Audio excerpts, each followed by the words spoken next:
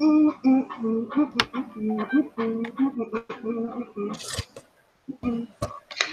Dragonlings. Welcome to this week's live stream. I am Sky, also known as SD Haggis when I write urban fantasy. And today we're going to be talking about our bi-monthly goals. We're going to be going over our July-August goals and coming up with our September-October. I'm losing track of months. Yes, our September-October goals. And I've got two lovely ladies with me today. If they want to introduce themselves in any particular order, have fun. Go ahead, Virginia. Oh, great. Put you on the spot. I'm Virginia. I write under V.L. Jennings. I write science fiction. Currently, my brain is fried because I'm out in Florida doing a work training thing. So my brain is not online right now, but you know, I'm making it through.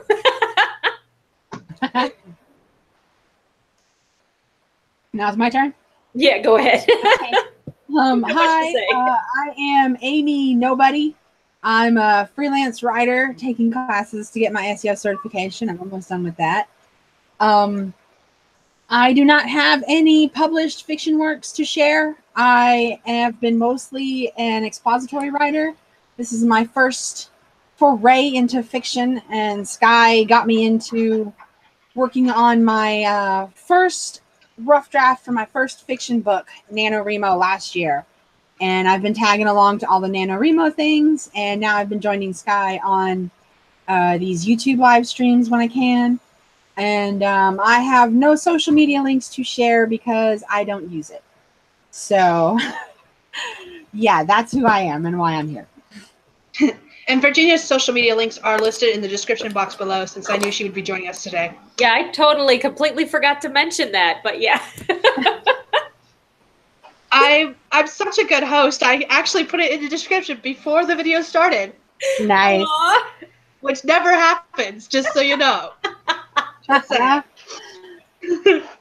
So, how did you guys do on your July-August goals? Do you feel good about them, bad about them? Did you accomplish what you wanted to? I feel spectacular. I got everything but one thing done. And I can't lie, the one thing was a big thing.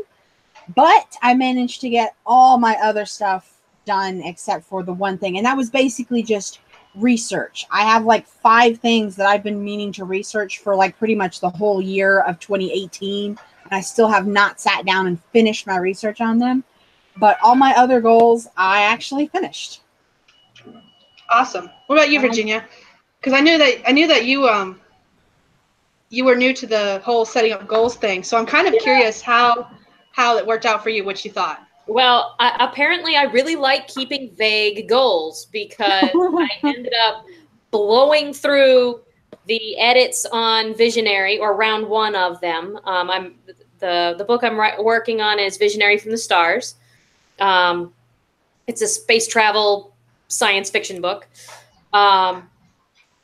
My goal was to get that first round finished before the end of the month, and by week 2, I was already done and sent it off to my editor again. Nice.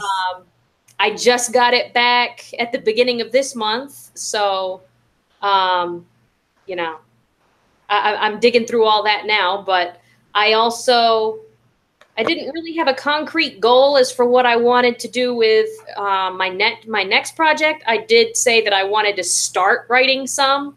And as soon as I came down here for work, I'm stuck in a hotel room, you know, from 3 o'clock in the afternoon to, well, it's about 3:30 when we get out of work. So it's probably about 4 o'clock by the time we get here. So from 4 o'clock till I go to bed, and then all weekend long, there's nothing for me to do. So I sit here and I write. And as far as what I dream last month, I've got 56 pieces of paper fully written back and front on my next Holy book. crap. So I'm feeling like over the moon. I accomplished everything. Nice. Because how many goals did you set up, Virginia? Because you only had like 1 or 2, if I remember right. You had the edit, and then you had the start your next project, which I don't even think you had any real ideas for that yet when we were last live.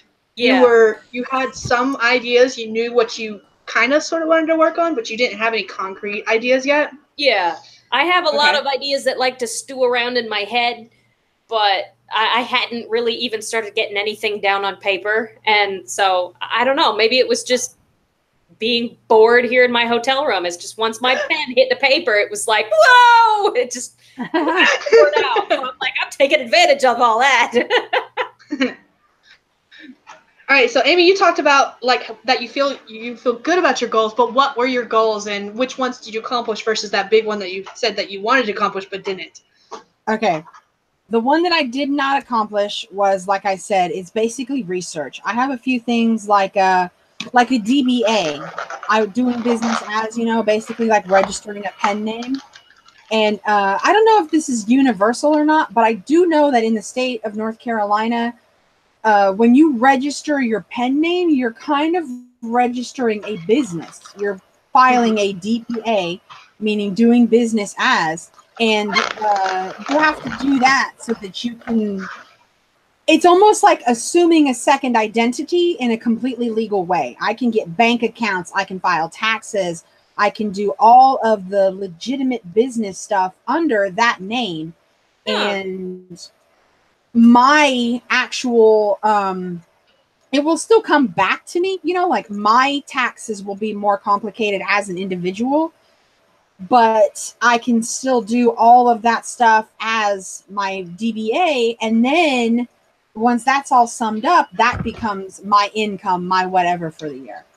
And I'm kind of thinking about really doing that, because if this SEO thing works out for me, like I'm hoping it will, and I have several opportunities through friends to build up a resume, so I'm feeling good about it. But if that takes off for me, I'd kind of like to do that with my pen name. Okay. I'd kind of like to keep my actual real name, which I have not even shared on YouTube, to myself. And I would like to have a name and an entity to put forth and to show my clients and all that kind of stuff. And and I kind of like the idea of having a little bit more of a buffer for identity theft. By doing it that way, all of that business and everything that I will be doing will be under my DBA, and it's just one step farther away from any identity theft problems actually going directly to my personal credit cards, my personal bank accounts. Okay. And that's the big one that I've been meaning to look into for like a year and a half now. And I sit down and I find all the same information that I've gotten before, and I never seem to move past it. And so that's the one that I keep kicking myself in the butt about. That's what I did not follow through with. That's the big one. There's a few other things like I wanted to redo my finance notebook. And that's actually going to become one of my new goals. Is that's going to be a major, like, gonna do this, because October is the last quarter of the year. Mm-hmm. And so I didn't finish that goal.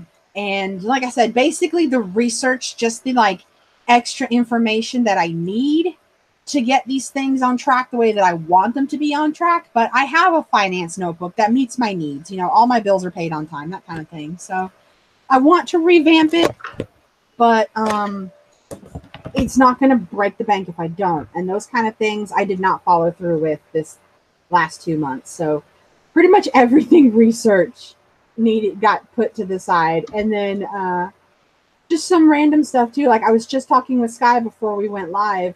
We got my sister a new PlayStation 4 with the big fancy like 1 terabyte hard drive or whatever for her birthday in July. And I wanted to get her some kind of game streaming service where she could get access to a lot of games at one time.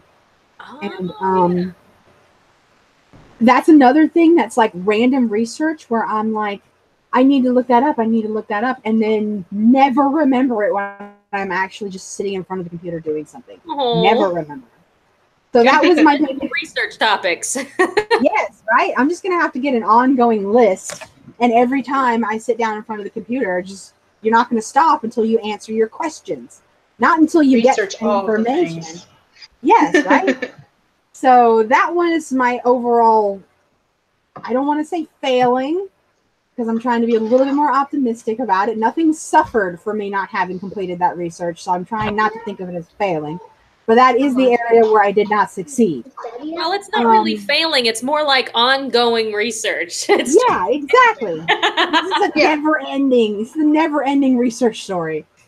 But I managed to participate in Camp NaNoWriMo, and I completed it. I won. That was my big goal for July.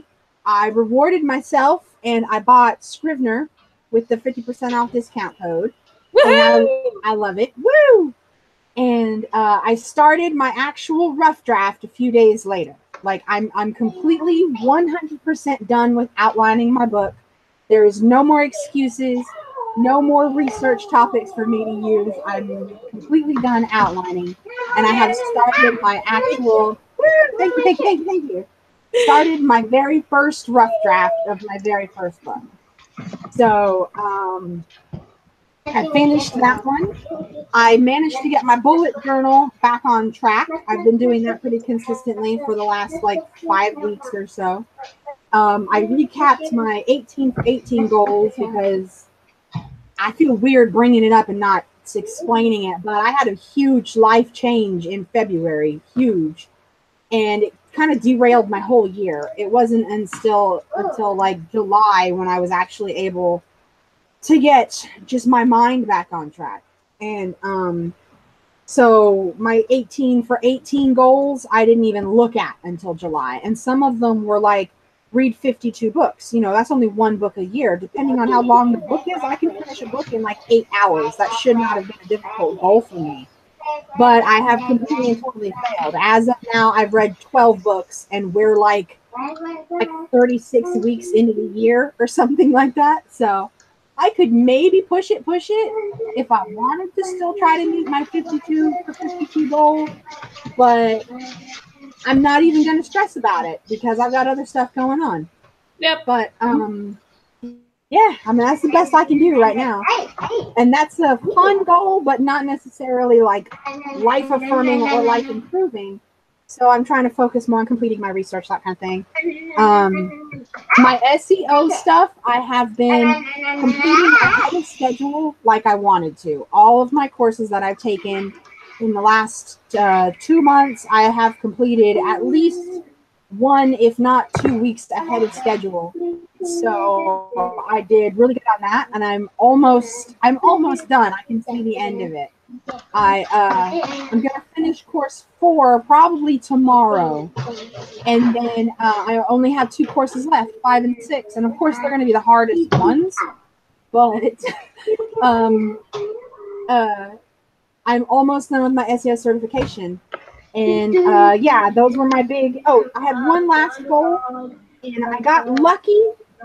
I wanted to recap and reassess all of my other writing projects. And honestly, as of last weekend when we were supposed to do this stream, I had not completed that task. I actually completed that task on like Thursday. So this extra week, which before this video allowed me to finish that task before the next recap. And yeah, that's all the goals that I had set for myself. And I feel pretty good about it. I didn't do the research, but everything else, like I started my rough draft. People, that's huge for me. And I know that's huge for any writer. So I'm all excited about that. But yeah, I feel really good about what I accomplished in just 2 months. I'm excited for both of you because, so my thing is when I set up goals, I try to complete 75% of those goals. Right now, Gwen. Anyways, sorry, my youngest was holding up some fudge brownies saying, "Can we make this?" I'm like, "No, not right now." Not right now. Maybe later. We were supposed to make them yesterday. That never happened. Oh, Lots of things happened yesterday. Brownies will get made today at some point. Just not while I'm live. So, what was I talking about? Oh, yeah. Anyways, so my thing is that if you make, like, say you make 5 goals. No, let's go with.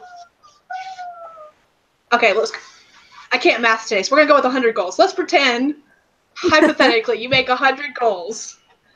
If you complete 75 of those goals, you want 75%. To me, that's passing and that's awesome. You are doing good. So both of you completed. Like Virginia, you only had 2 goals, and you completed both of them, even though they were vague. You did complete both of them. In fact, you surpassed what you were thinking you were going to do. Yep.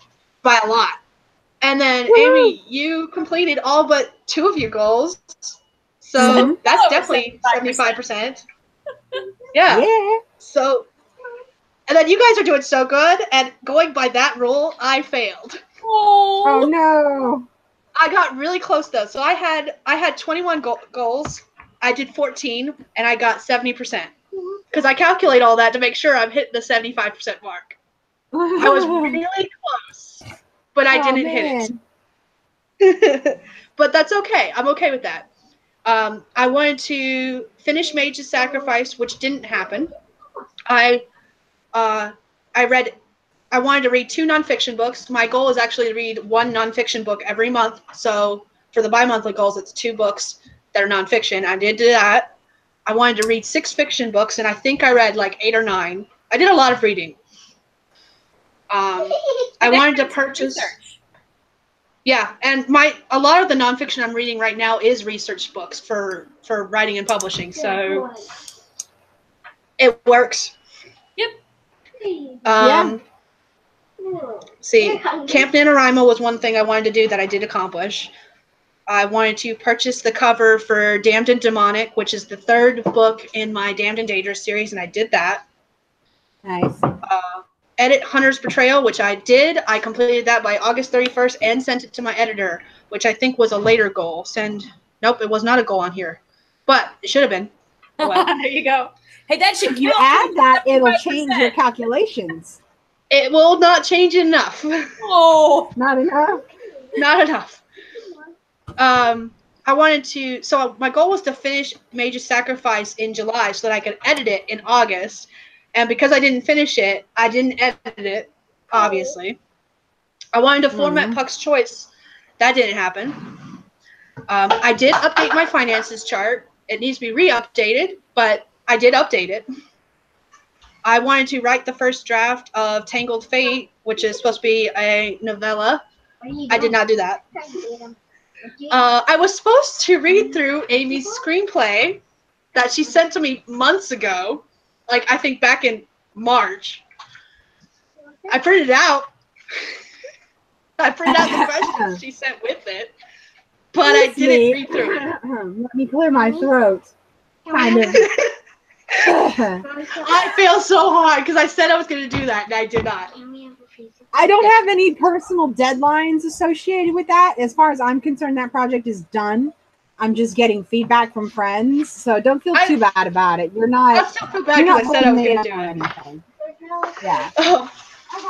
Let's see what else. I don't know why this one's on here. I don't even remember if we actually talked about it on our live stream or if it was something that was mentioned outside the live stream, whether it was before or after the live stream. For those who don't know, once we're no longer live, we sometimes continue to talk for like hours on end just to each other. Okay? Yeah, 2.5 hours again. This might be something that I added on later that wasn't originally mentioned in the live stream. And it says, oh, the only note I have is that it's achievement unlocked. Like, I remember vaguely talking about it, but I don't remember what I planned on doing with it. I know exactly what it is. I have that on my notes. Do you remember what I planned on doing with that? Yes, I do, because I remember and we never did it. Now that you bring it up, I totally spaced it, but yeah. One of the things that you discussed was you were going to do a little bit more research into starting your independent publishing company, and we threw out the idea that it might be fun to do your kind of like go through your journey of starting it, document your journey on your blog. Oh yeah, I remember on the website, and achievement unlocked, like that that funny pin on Pinterest where the couple gets married and it's like achievement unlocked, find life mate, and it's like a sign over their head. That's what that was. Okay, well that explains that. I totally didn't do it because I couldn't remember what I was supposed to do. I'm just saying. I had no clue. That's literally what I have. Achievement unlocked, exclamation mark. I'm like, Sky, a little help here. Past Sky, a little help here. The next thing was the Sunday live streams, which I've been doing. I think I missed one, and that was because I was sicker than a dog, and I posted on social media that I was not doing it. I canceled it on YouTube. I said I wasn't doing it, and I went back to bed. Oh, wow. So other than that one, I don't want to interrupt you, but I have to go for like 30 seconds. I've got a chicken emergency. I'll be right back. Continue. Oh, you're good. You're good. Chicken emergency.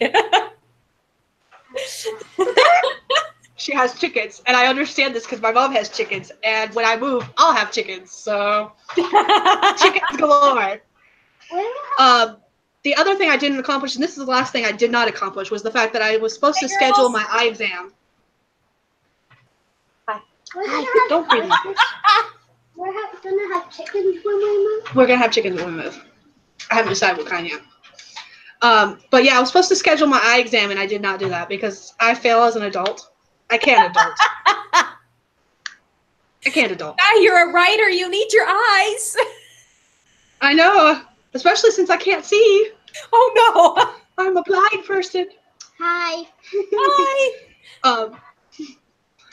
Let's see, what else? Okay, so all the last goals I did accomplish. I wanted to go to Repticon, which is a reptile convention that happens 3 times a year, January, June, and November. I went to it in June. It was like June, July, the last day of June, the first day of July. So I did that. I made my Repticon video. I edited and posted the last 3 bath bomb videos from when the kids got bath bombs that had Pokemon inside them. I edited and uploaded my D&D video. I got my cover information to my cover designer for the rest of the Shifters and Mages series, which is the Hunter's Betrayal and Mage's Sacrifice and Puck's Choice are all part of. I did my Montana trip with Justin that we went in August, the first full week of August that we made that trip. Mm-hmm. And I got Hunter's Betrayal. Oh, I did have that on here. I got Hunter's Betrayal to my editor by the end of August. It was a goal on here. I didn't have to add it. You've been busy. I have gotten a lot done, and that's saying a lot considering. Go sit and eat your popsicle, please. Nasty. Sitting here chewing in my ear. It's not nice. Oh, hi, Corbin. I did not realize Corbin. Did you guys break that chair? Looks like. Corbin's hunting for his screen time. Let's take this off. Yeah, apparently, I didn't even realize he was on the table. He's sitting right behind my laptop, and he just poked his head out and said hi. Grace, be careful with that chair since it doesn't We're look like live. Yeah, I'll try. Just be careful. The string broke. Oh my god, my eyeball. I'm having problems with my eyeball apparently. Hey, another reason I scheduled my eye exam. Oh. Okay. So while we're waiting for Amy to come back, do you want to talk about, do you make goals for September, October? Let's see. My goals so far, I don't remember where I was with this whole thing when we last talked, but I've been hired on by a company called AVB down here in Florence. They do medium voltage stuff, so we're building breakers and relays, or they build breakers in the Florence plant, and they sent me and a team of, I think there's 5 in the second group, and there's 3 others in my group. So about 8 of us. They've sent us down here to Florida, which is why I'm in a hotel room, to train on the new relays. And all those relays will be coming up to Florence. So, you know, we're coming down here for 3 weeks, back home for a week, coming down here for 3 weeks, back home for a week. It's just rinse and repeat until we get all this stuff taken care of. And that's looking like maybe about the end of November we might be done, but they're not sure. So I've been spending a lot of my time taking a lot of flights, you know, packing suitcases, that stuff. That's been interesting. I'm learning how to wind coils and make electromagnets. So that's been fun. As far as my writing goals go, I don't know that I'll get my sequel finished by the end of the month. I would like to continue writing my sequel. The stack of papers I just showed you guys a few seconds ago. So I'm still working on that one. I need to get Visionary finished editing, which I'm about halfway through that one. And let's see, I should get that one done at least by the end of this week, if not by the end of next week. So my goals into October will be to finish formatting that. I mean, most of the formatting's already done. I just have to drag and drop it into my pre-made template that I've made for the book already. Okay. I'm hoping to be scheduling publishing that by the end of October. So I should have, at least some idea as to when that's going to be released, sometime in October. And then meantime, I'm also in the middle of doing a Exploring New Worlds blog tour that I'm desperately trying to keep up with the posts. I realized I was way behind on that. It's a good thing I scheduled a couple of them ahead of time because I completely forgot about it. So, and the Exploring New Worlds blog tour is just something that I've been setting up, and I have it set up to where other people can join me if they want. But really all I do is I go through and I have questions that I'm going to be answering in my blog posts about my main characters, about my setting. It could be something as silly as what's your, main character's favorite book? And I pick something off my shelf and explain why that's their favorite book. Or what's your main character's favorite song? And I go to YouTube and find a song that really fits with their personality. Just little fun things to do to help bring some more dimension to my work, as well as to introduce people back to the characters. I mean, since my first book has been out for a couple of years, I'm doing this blog tour to kind of reintroduce everybody to those characters again before the sequel is written. So that's been fun. I think I'm on day 9, and I have, let's see, I had it up yesterday. What's today's post? Day 9 is what makes your protagonist angry. That ought to be interesting. My character is very level-headed, so I'll have to really dig deep and figure out what makes her angry, and it probably won't be pretty. That sounds really interesting, though, for world building. Like, Hey. you just got to get your duckies in a row, kind of, That's something I've been definitely working on. Yeah, I'm doing it on my blog. I have record of all these little questions that I've set up. I have like an image that has the title of the blog tour across the top of it, and then all of the questions up underneath it, as well as linkies, so that if anybody wants to join in later on whether it's next month or whether it's a couple months down the road, they can still go in and add their blog, their own blog posts to those separate linkies. And that way kind of help other people, get exposure for their own blogs, their own characters, that sort of thing. So, haven't had anybody join yet. Hey. But actually, it was one of those things that I remember when you posted about it. I remember when you posted about it, I was like, hey, can I do this but in video format? And then I completely forgot about it until I started getting the email notifications. I started getting the email notifications about Virginia posted this new blog post. I was like, oh crap! So I gotta get on that. Late. Do you find that the stuff that you're putting in those blog posts helps shape your sequel? Like, are you coming up with new stuff that you didn't actually know, and you're getting ideas from it, kind of? Yes. Now, I mean, some of the stuff, in order to find the answers to the questions, I have to kind of have a vague idea, so I've already been through with these characters through one book. So I'm kind of already friends with them, but finding the answers to these questions helps me really add in my mind more dimension to who these people really are. What was one of them? My two main characters,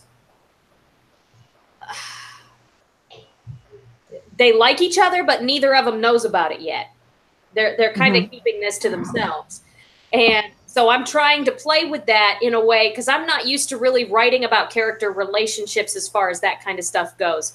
So I've been using the blog posts to kind of play with that in a way that I can get used to it, so that when it comes out on page, you can still see that play back and forth between the two of them without it being, you know, like I'm having to spell it out for you. I'm trying to get away from the, you know, this is what's happening here. I don't want to do that. So yeah, show don't tell. Yeah, exactly. So one of the questions that I had was pictures that remind you of your main character.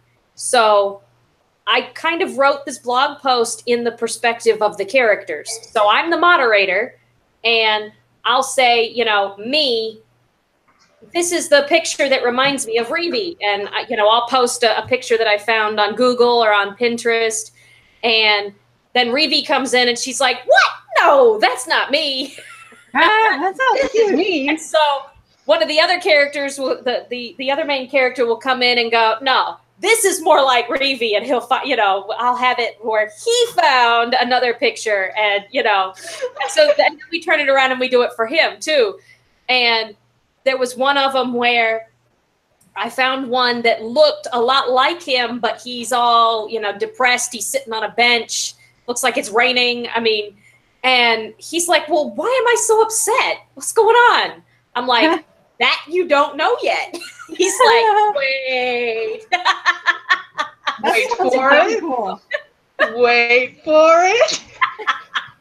Spoilers. Yep.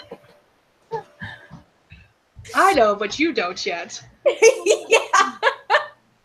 So I'm having fun kind of like envisioning me being able to actually pick on these characters and poke fun at them and, you know, really discover who they are as people, even though they're not real. I know they're not real. Trust me. Don't admit me to the psycho ward yet.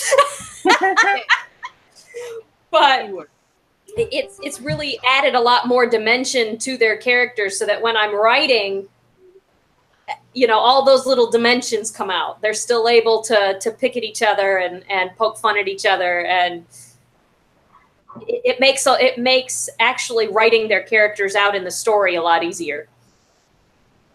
Okay. That sounds really like a really cool way to see. That sounds like a really cool way also to see character to character dynamics. Like, you know, do these two characters like each other more than they like that person or whatever? Yeah. And you'd be able to see, okay, well, that person supports that person, but then they pick on that person's picture. Yeah. That sounds like a lot of fun. And definitely fun to read. I had a weird thing happen. It wasn't even weird. It definitely helps me to get visuals.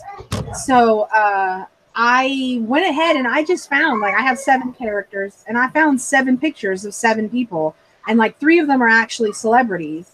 And the other 4 are just, like, one of them is, like, an Instagram model. I didn't even know she was actually an Instagram model until I kind of found her by accident.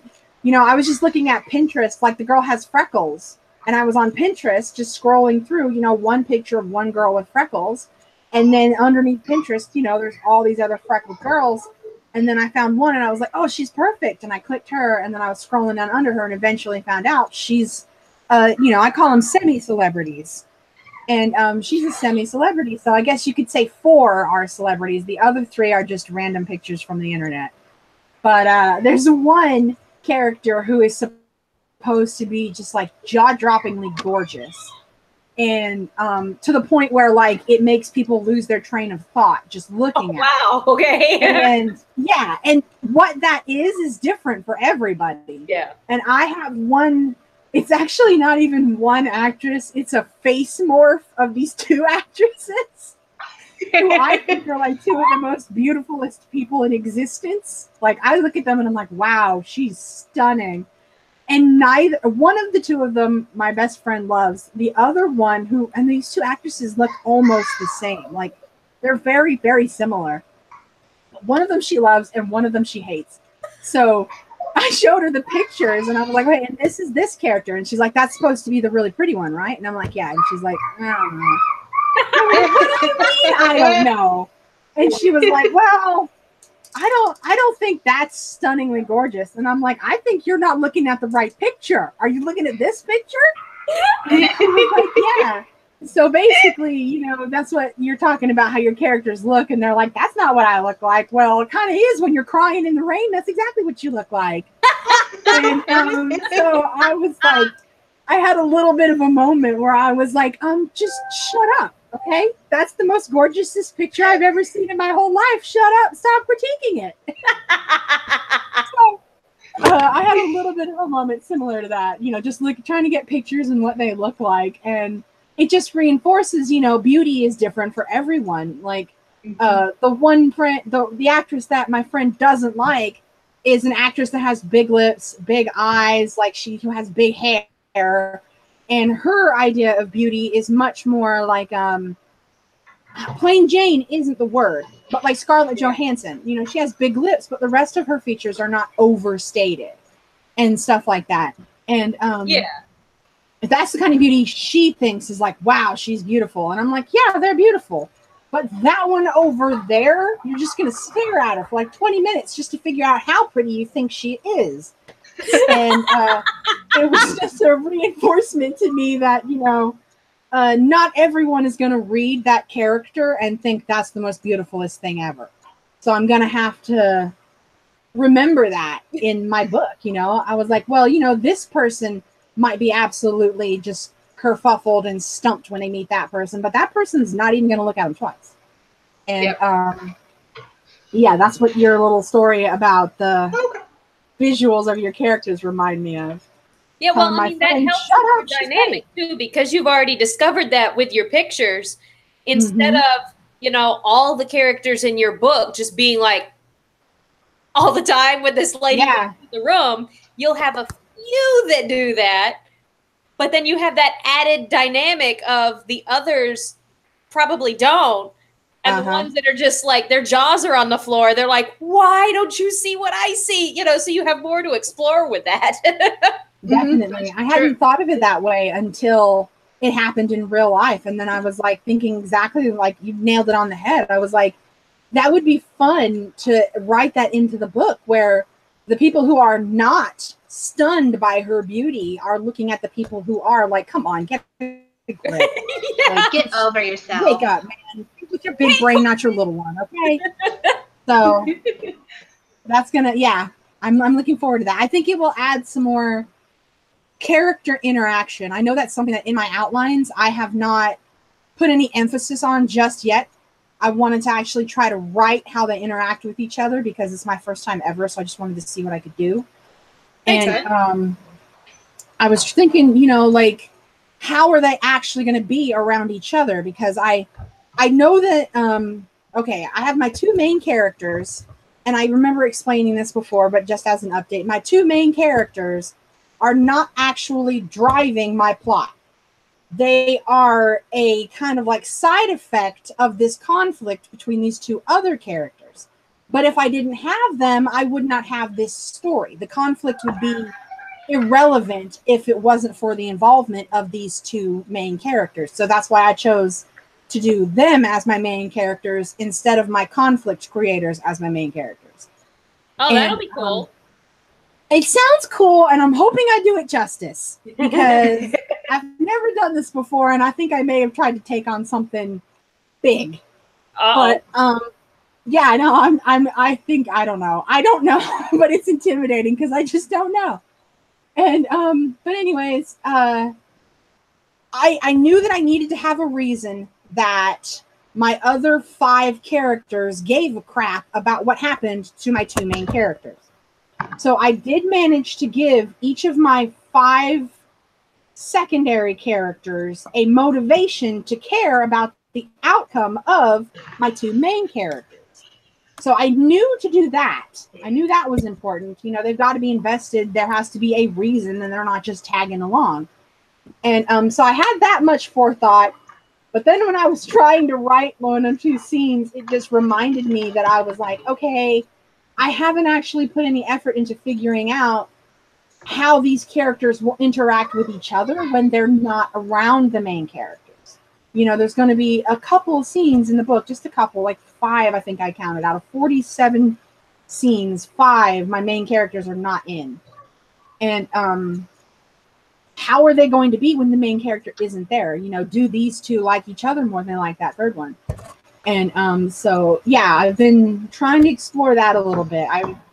I didn't put much thought into it in the outline phase, but now that I'm in the rough draft phase and I have to actually flesh out these ideas, it's definitely been circulating around in my brain as one of the major things that I kind of just walked right past it. You know what I mean? On the path, I just kind of was like, hi, wave to it as I just kept going. And now it's circling back around and I have to do it. So, yeah. Well, that sounds fingers cool. crossed.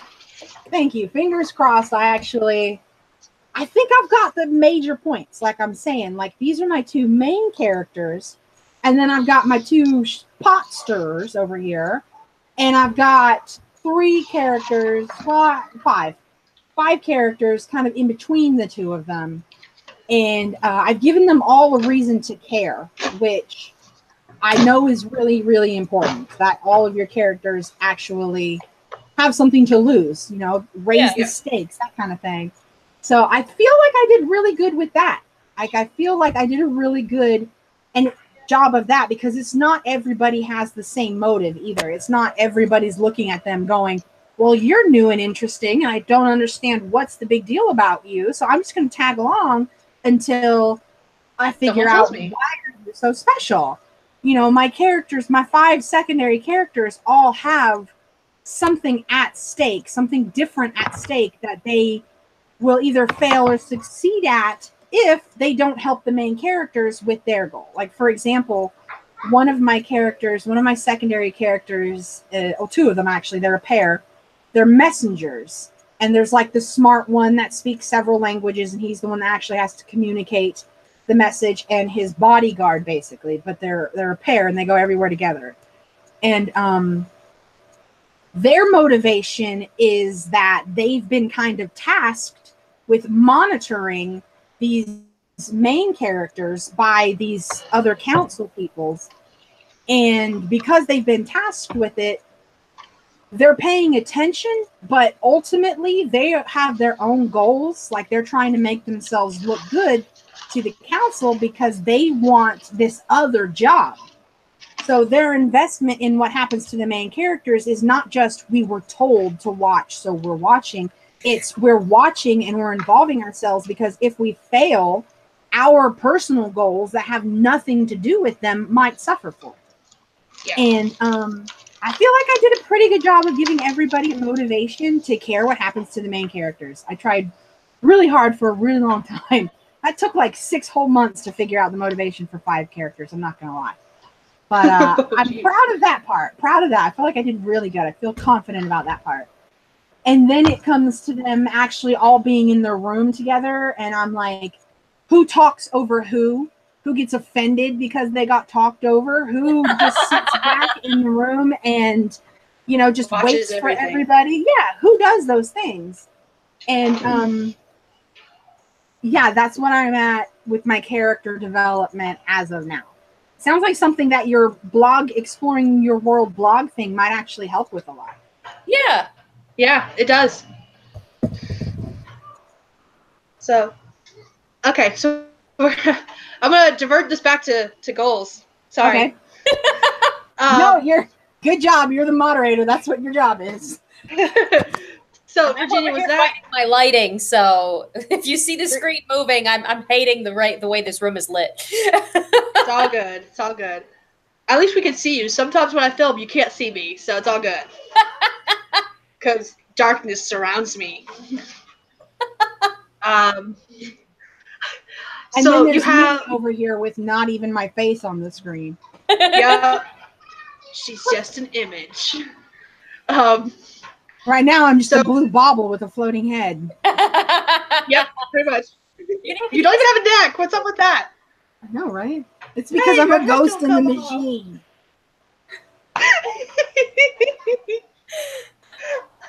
All right. So, Virginia, you have a couple of goals now. You have your blog that you're doing. You have your edits that you're doing.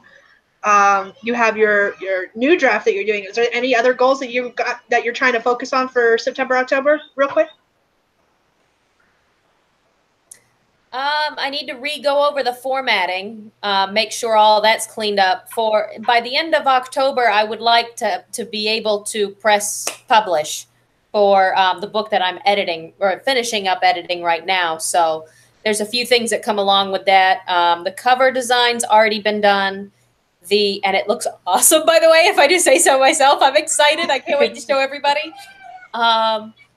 And let's see, I've got the formatting pretty much done, but I'll need to drag and drop the actual final edited version into that. So really September and October is just going to be about cleaning up the edited version of Visionary that I'm working on, getting it ready to publish, and hopefully by the end of October being able to press publish. Okay. I'm self-publishing that one since, Sky knows, but I haven't really told very many other people. They were both of my books were through a publisher at one point, and my publisher closed down. So I decided it's just too much hassle to try to go and find another publisher at this point. I've done self-publishing before, and I've learned a lot since then. You know, I know how to do my own covers now. I know how to do my own formatting now, to the point where, it looks like a book you might pull, out of the library. So I don't have any fears or qualms about self-publishing at this point. So I'm just going to end up releasing it on my own. And then whenever I write a new book, I may see about trying to find a publisher for anything new that I do. But right now I'm just going to self-publish these two and possibly the sequel with the first The Alien Mind book published, self-published now, I'd hate for a publisher to take over the second book and not have the first book. So I'll probably publish the sequel on my own as well. And then just, if I create any other stories outside those two worlds, I'll maybe look for a publisher after that. It depends on how I'm doing. But for October, I would like to, have all of Visionary taken care of, ready to publish. And I'm not entirely certain if I would like to have the sequel written by then. Maybe let's meet the 50% point. I'd like to reach the 50% point. That'll give me an idea as to how long this book is actually going to turn out to be, where the end of the book will probably end up hitting as far as the overall timeline that I have in my head. Right now, my overall timeline has this book extending out 3, possibly 4 books in this entire series.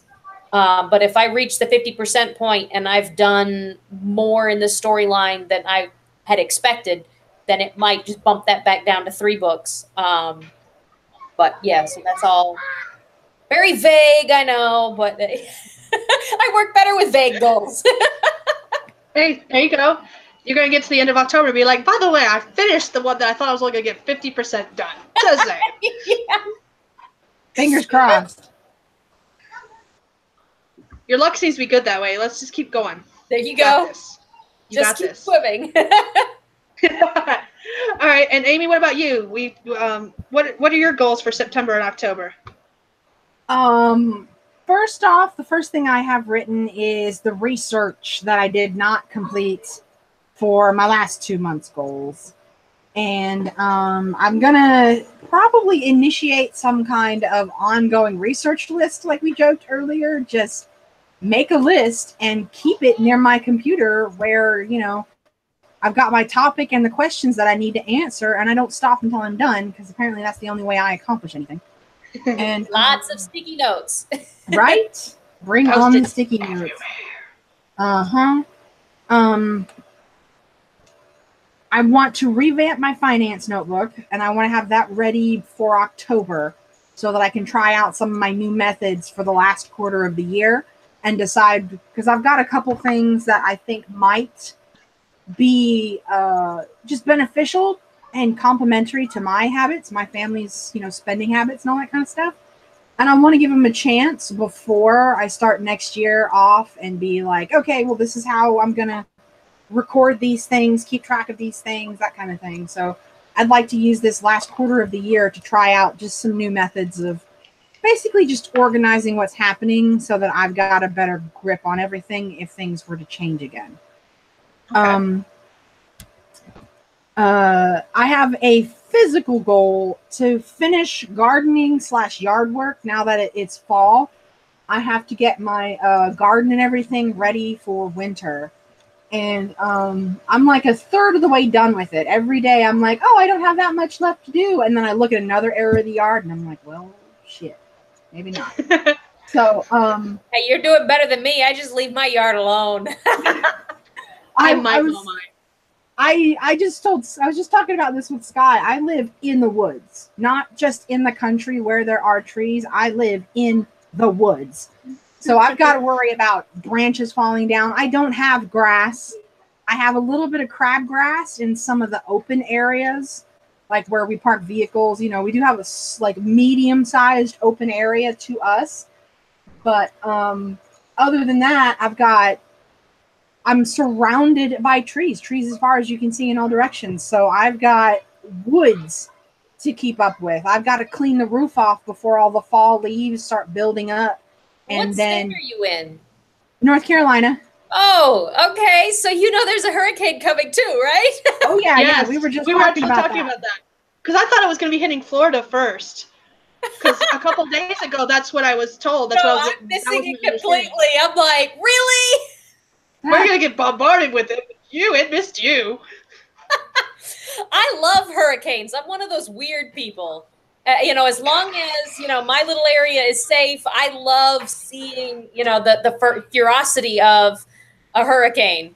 And my husband's like, the 1 year you're away on a business trip, that's the year the major hurricane's going to come and just flatten Dylan. I'm like, don't say that.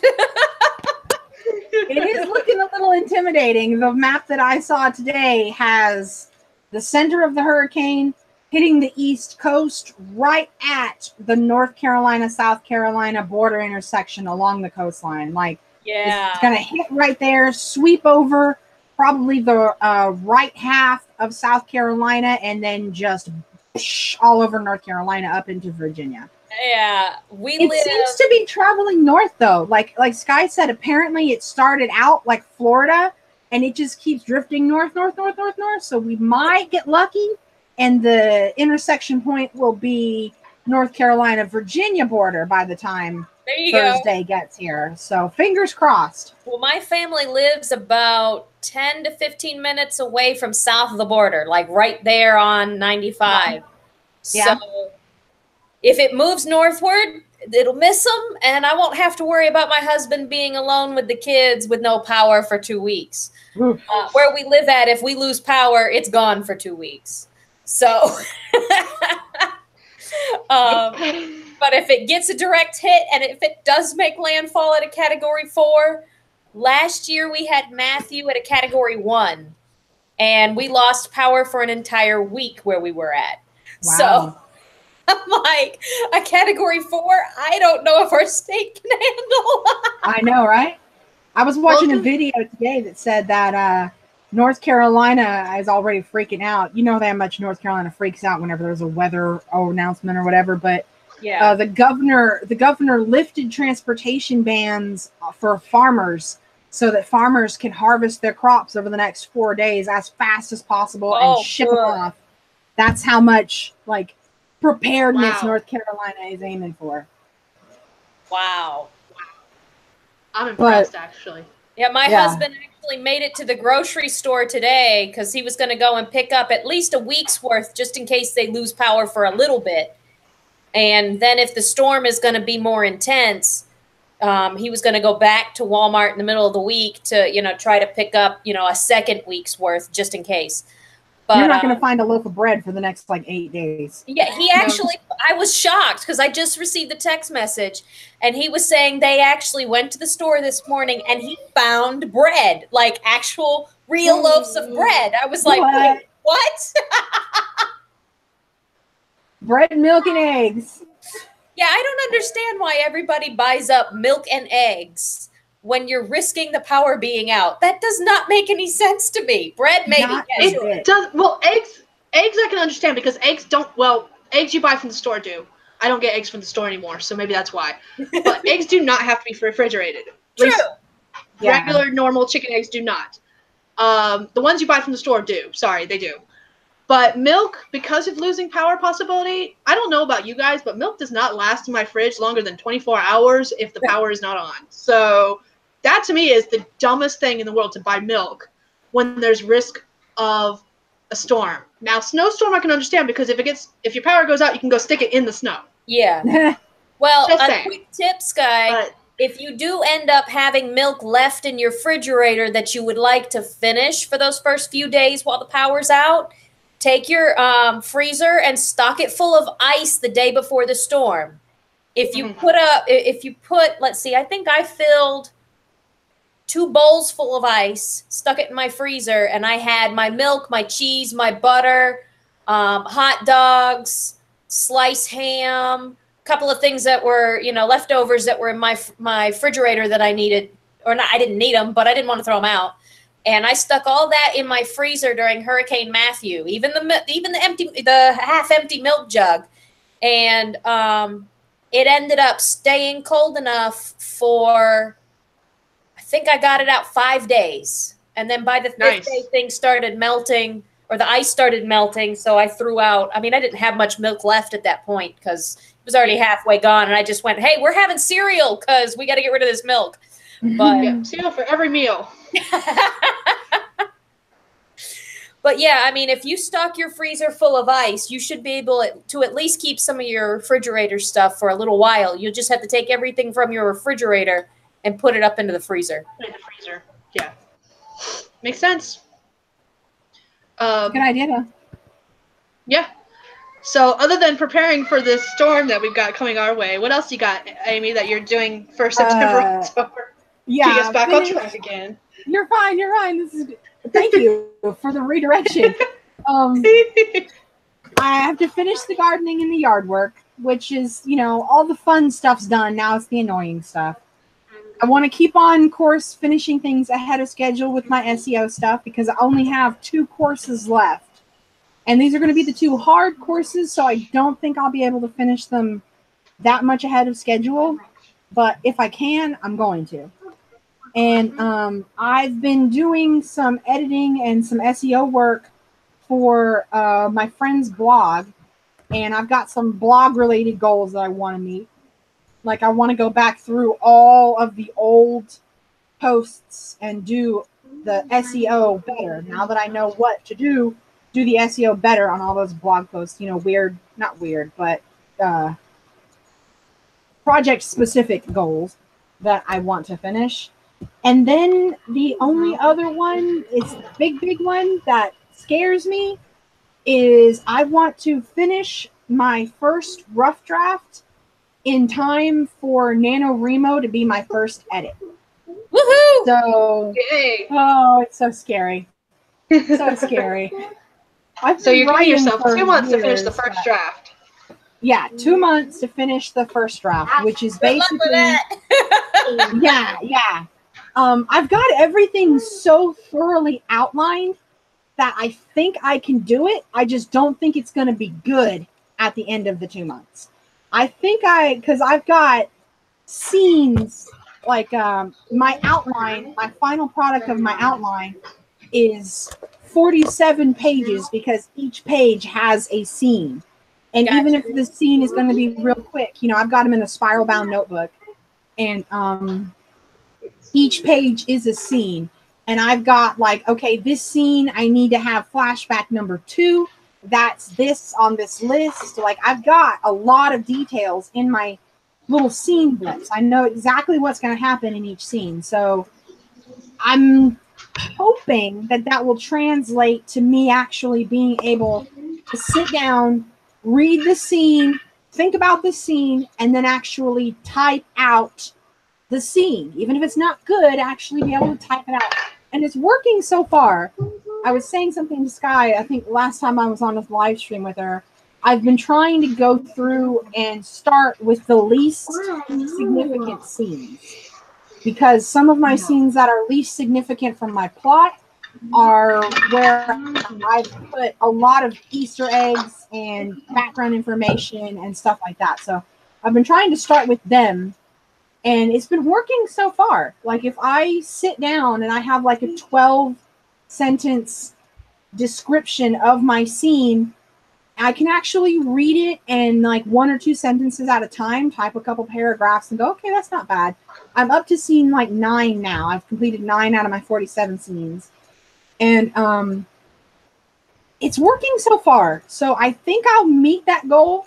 I just think it's not going to be good at the end of 2 months. This is my first ever brain dump and assembly. So I'm trying to talk myself up that I'll be able to finish it and just go, you know, Ernest Hemingway, the first draft of anything is shit. So just embrace that and be, at least if I get it done in before NaNoWriMo, I can tear it apart and then in December start on my second draft. So that's kind of why I like to write my first draft on paper, because it frees my brain up from thinking internal editor. I can just write it all on paper, and I know, hey, this is just crap. I know it's crap. It's all right that it's crap because it's all on paper. I've already got to make that, you know, that change to typing it into the computer anyway. I'll go ahead and edit it then, so I can kind of shut off Mr. Editor in the back of my head and, you know, just be free to pour it out. That, I mean, I used to try to just go straight from brain to computer, but it wasn't very efficient for me. My editor would get in the way.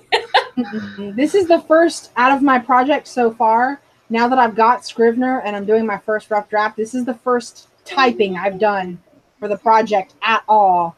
And I'm definitely struggling to turn off that editor in the back of my mind, because I'm used to reading what I've written, every paragraph, every other paragraph or so, reading what's written so far, editing it, and then keep going. That's how I do expository writing. You know, that's how I keep my train of thought in nonfiction writing. And now that I'm in fiction writing, I'm definitely struggling with what you're talking about. And turning off my internal editor and just typing it, definitely going to be a challenge for me. But that's all of my goals: research, finance notebook, gardening, SEO, blog stuff, and do my damnedest to finish my rough draft before November. Oh, Sky, I forgot to mention, you might find this interesting. I'm in October, I'm actually starting, I've had all my associate's degree credits accepted at Grantham University. I'm starting my I know about Grantham. I like them. In electrical engineering technology. Oh. I'm excited. Congratulations. Congrats. That's awesome. So that I'm going for my October goals. This is you're going for your bachelor's, or is this associates? Yeah, I already have my associate's degree, so it chops off about 2 years of my bachelor's degree. So I'll have, now I'm going to be going part-time for my bachelor's degree, so it'll probably take me about 3.5 years to finish it. If I was going full-time, it would only take me about 2, but. Okay. Life doesn't always work out that way, so you do what you do. Yeah. Well, I'm working full-time now, too, so I didn't want to overburden myself with schoolwork when it's not really something that I need to have finished right now. It's just kind of something I'm doing for the fun of it. So, okay, that's awesome. I had to go take care of my chicken emergency, but did you say you did get your dream job that you had applied for last time? Yeah, that is what you're looking at. Congratulations! Yeah. That's actually why I'm in a hotel, because I'm down here training for them. They're bringing up a set of or a line of relays from Florida, because the Florida plant's closing. So they sent me and a group of 8 other people down here to train on these things. And so I'm learning how to build coils and electromagnets. So I'm enjoying it so far. Dream job. Woohoo! Congrats. I'm so excited about that, because that is your dream job, and that's what makes me the most happy. Is like this was. Sorry, I just spit on myself, apparently. I I'm got really now. excited. I'm really excited, apparently. This was the job that I remember you being so nervous for the interview, and you were messaging me like, should I wear this? Should I wear that?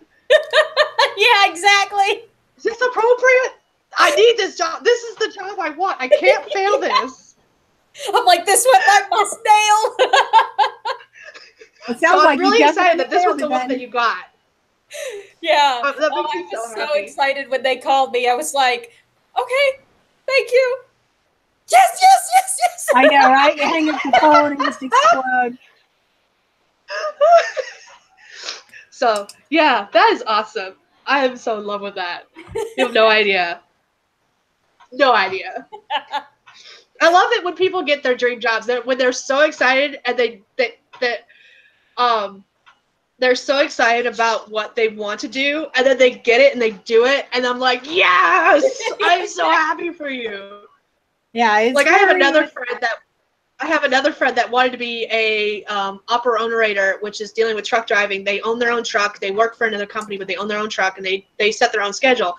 And after 6 years, he just finally purchased his own truck, and he's now an owner operator. And I'm so excited for him. And he's like, I don't deserve this. I was like, yes, you do. You've worked your ass off for the past 6 years to get to this point. You do deserve this. Stop it.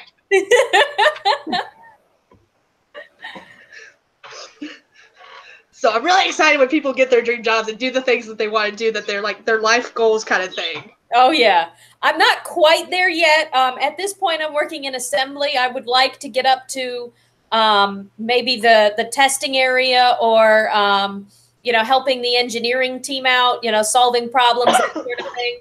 But I need a few more years underneath my belt anyway, because I had no prior work experience in this industry. So I'm hoping with, by the time I finish my bachelor's, I'll have, at least 2.5 years of work experience under my belt. So that'll put me right in a good position to, to move up and that sort of thing. So it's fine. It's relieving to me to finally at least be on that path, Yep. rather than sitting at home going, well, I hope I get this interview.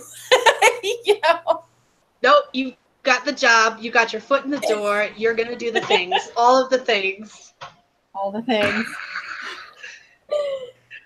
So, yeah, that's spectacular. But, Sky, did you go over what your new goals are? Not yet. I was letting Okay. you guys go first, and we've kind of just been like talking randomly after that. Yeah. I'm terrible about that, in case you hadn't noticed. It's all good. I enjoy conversations. Dorothea, actually, am I pronouncing it right, Dorothea? Is it Dorothea? I'm not certain. She's in the chat, and she tells you congratulations, Virginia. She said congratulations on getting your job. Oh, thank you. So if I'm pronouncing it right.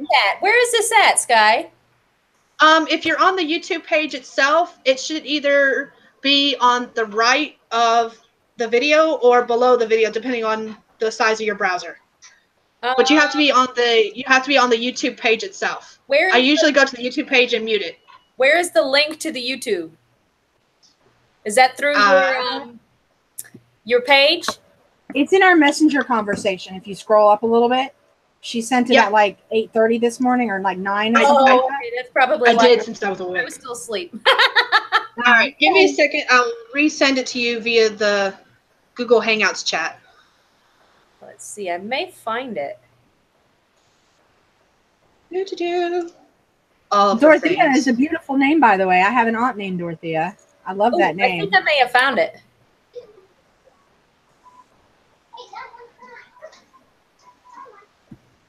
By the way, I have an aunt named Dorothea. I love that. Yeah, go ahead and mute it. Yeah, I found it.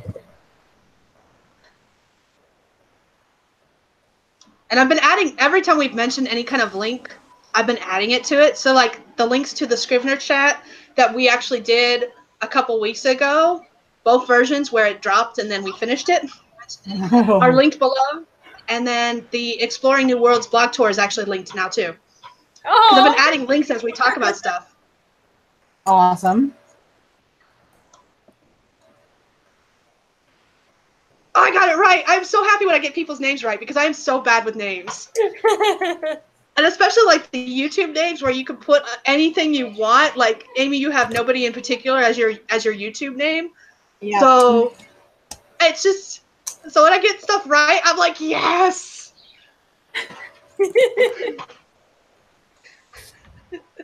Okay. Oh, Oh, this right. is like really creepy because the YouTube stream is just slightly behind the Google Hangout stream. So Yeah, it gets a little weird. So because of that, I have to mute it, and then I scroll down so I don't see that video. yeah. Because it actually is, it's disconcerting to see that, because I'm like, am I recording? Am I not? What? What's going on? Yeah, so I've taken the Google Hangouts and kind of like taken it down from the browser, and I have it hovering over the YouTube box where our video is, because I'm like, I just can't. No, can't do it. I can't do it. Just can't deal. The audio Too is much what too throws me off. Where, Yeah. the other day when our Scrivener chat broke. Uh-huh. Uh-oh. Did it break again? No, it didn't Sorry. break. She's been having, there she is. Yeah, sorry. Baby. It's the audio that throws me off. Like the other day when the Scrivener chat broke, I clicked it on my phone real quick to see if it was still live or whatever on my phone. So, and I was my phone right here in front of me, and there was like 7 seconds of dialogue that just kept repeating because the live stream on my laptop would hear the 7-second delay of live stream on my cell phone, and then it would replay it. And there's like a whole 45 seconds at the end of that Scrivener chat where you hear the same 7 seconds of me going something like, I don't think you're here, Sky. I don't think you're here, Sky. I don't think you're here, Sky. And I was like, oh, because I was just kind of looking at it like, what the hell kind of Twilight Zone moment is this? And then I realized, oh, it's my fault. It's my audio from my phone replaying what's playing in the laptop, which is replaying the audio on my phone. And then I turned it off, and I was like, man, I just looked like just a Goomba at the end of that Scrivener thing. When Sky was gone and it was me alone, I was like, check, oh no. Oh man. I don't know how anything works. I am so... Don't ever do that to me again, Sky. I'm so sorry. It's not my fault. My computer died. We were actually near the end of the stream. We were about to start wrapping things up, and my computer died. And you know how when your computer dies, you usually get a warning saying you have this much battery power left. Yeah, my computer was plugged up, but where the cable plugs into the brick, it was loose. Oh, So no. this whole time, I thought it was plugged in and charging, and it turned out it wasn't. And I never got that warning saying you have 10% left. Please plug in your computer. It just died. Oh. And then I was Near all the end of the stream, alone. and it just died. So She left me yeah. all alone in the YouTube channels by myself. I did. And the worst part of it was, we joked about this in the second half of it, the worst part of it for me was that I've always thought being a radio host would be like really cool dream job, maybe. Like, I think that would be so much fun. And then for the first time in my life, it's just me talking to the abyss, and I'm like, Scrivener is Our work. published and lattes, and Sky's not here. Like, that was pretty much the gist of what I managed to say on my own. And I'm like, well, I'm just watching my dream of radio host just kind of like start to crumble in front of my eyes, and my ears more like. And I'm like, just let it go. Let it die. You know now you're not going to do it. So I had a hard time going back and listening to it again. And I was like, God, shut up, Amy. At some point, you just have to stop talking. That's fantastic. I haven't gone back and watched the end of that video yet, so I haven't seen that. I need to now. I have to. Just spare me, okay? Let it go. Let it die. It's awful.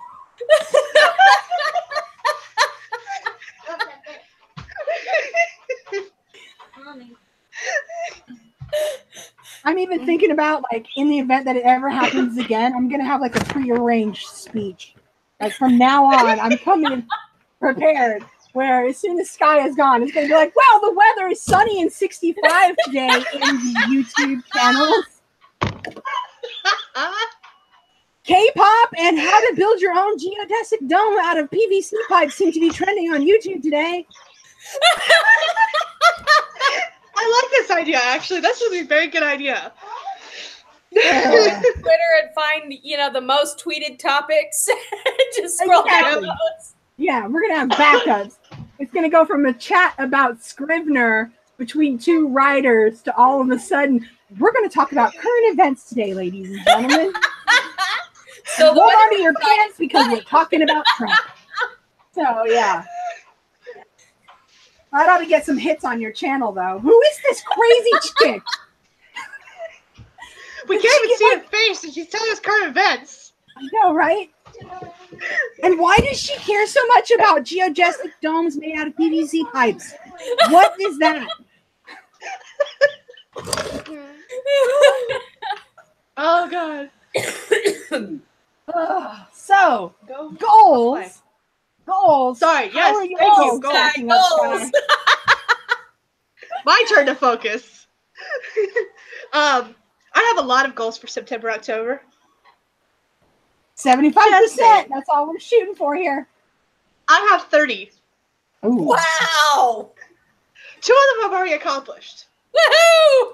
And 1 will be accomplished by the end of this week. 2 of them will be accomplished by the end of this week, hopefully, but 1 of them will. 1 of them will. 2 of them might. But I've got my usual. I want to read 2 nonfiction books. I want to read 6 fiction books. Those are going to probably be on every live stream, at least until the end of the year. I have Write AOM submission. So in one of the groups I'm in on Facebook, I don't usually use other social media other than YouTube and Facebook. But in one of the groups I'm in, they posted a submission opening for a co-authorship in a world that I've been reading, that I love, that I actually want to be part of. And so I'm hoping to write my submission and send that in by the end of this month, actually. Is that like that Bravelands thing? The Warrior books? You know what I'm talking about? I know the ones you're talking about. Yes and no. It's a different series, but yes. Where the main author is the one who started off the series, but he's opened up the world and brought in other authors to do other sub-series within that world. Graceland Helpagus. Go to your room. Uh-oh. Ooh. Sorry, she just came in here and started jumping on the table. I'm like, no. Whoa. You are a human being, not a monkey. As far as you know. As far as I know, last I checked. There's a pen name project that I want to write that Amy knows a little bit about that I'm kind of working on. However, I wrote that down here. I wrote that down here, and thanks to some other things that have happened since, that's actually probably going to be taken off.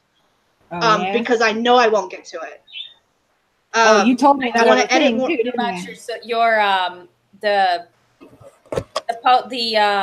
Wow, I can't words today. What the world? the previous project you were talking about, where you're trying to work with a co-authorship. That sounds cool. It does. That sounds really fun. I'm hoping that works out. Submissions are due by October 31st, I believe, but I'm hoping to have mine in by the end of September. That way I can hear back and say, hey, you suck. Stop. Don't even try again. I'd definitely love some links to that just so that I can see, because that's different and cool. Okay. I will definitely get those to you outside this chat. Yeah, not right now. I'm just saying. Yeah. One of the ones that I've already accomplished is I wanted to edit Warren's Rage on my end. That's the next novella that's in the Shifters and Mages series. I finished it. However, I'm probably going to end up going back through it because based on some of the stuff that my editor has gotten back with me about the other project, it's changing some things. I want to edit Jenna's story. Again, it's another one in the Shifters and Mages series that I want to get done. I'm going ahead and marking off a couple of things that I know I'm not going to get done, such as the pen name project that I thought I was going to get done. And there was another one I'm not even going to talk about that I thought I was going to get done, but thanks to other things, it's not. I know it's not. Yeah, just gotta let those. So my ones list is go. actually shortening from 30 to less than 30. Okay. So edit Roran's Rage, which I did, but I'm going to redo. Edit Jenna's Story. Those are both novellas in that series, so they should be pretty easy. I want to update my website.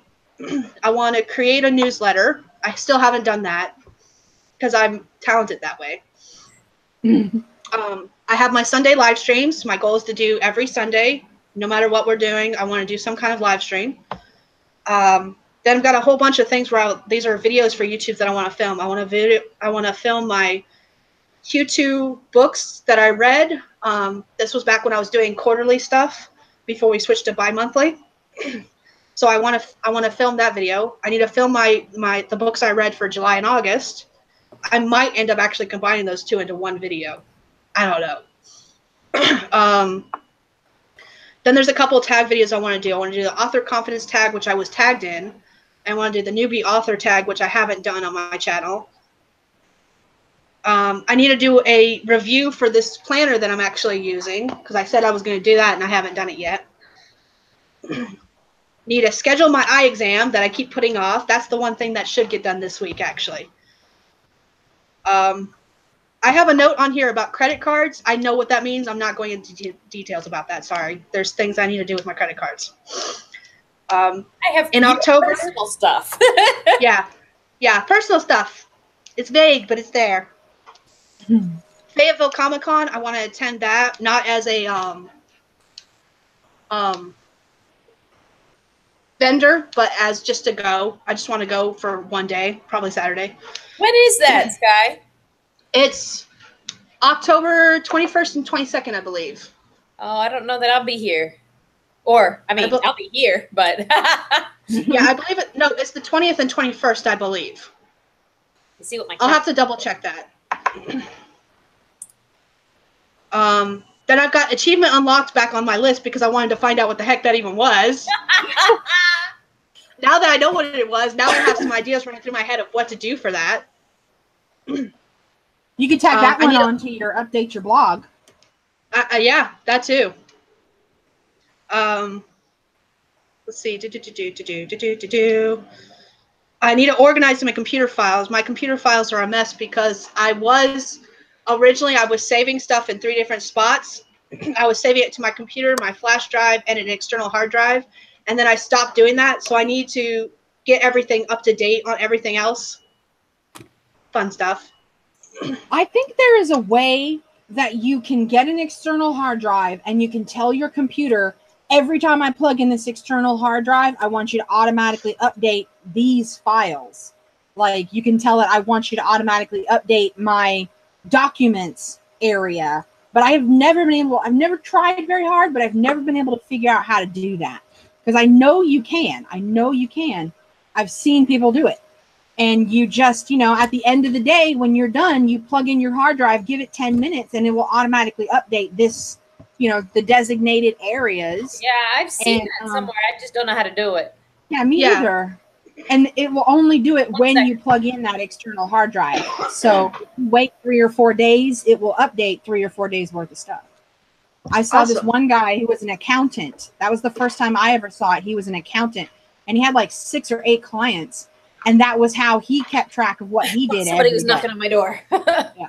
At the end of the day, he plugged in his external hard drive. When he was done for the day, the last thing that he did was plug in his external hard drive while he packed up his papers. And then when that was done, that was the end of his day. So I've seen it happen. Do that.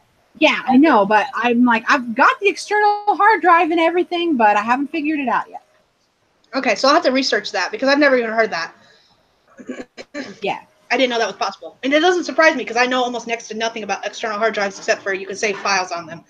But I don't know anything other than that. So I'll have to look into that. What else? My voice is going away. I need to update my finances. Need to get Halloween costumes for the kids because, and that's halfway done because we got Gwen's. Gwen wanted to be a knight and we went to Dollar Tree and Gwen suddenly decided she wanted to be a knight because Dollar Tree had pieces for a knight's costume. So they're actually sitting beside me. We've got all the pieces for a knight's costume and she's going to be a knight. Oh. It works. So I'm halfway done with that one already.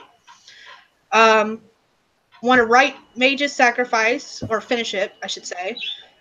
Create some kind of YouTube schedule, which actually I need to mark that off because I already did it. I just haven't implemented it. Nice. But I know what I want to do, other than just the Sunday live streams. Like I know what days I want to post what videos. Mhm. I need to post my Vita number 4. I did my live stream for the 3rd video, and I did clips for the 4th, but I never actually edited it, uploaded it. So I need to do that. I need to update my planner, which is done because I was adding everything into this thing. Nice.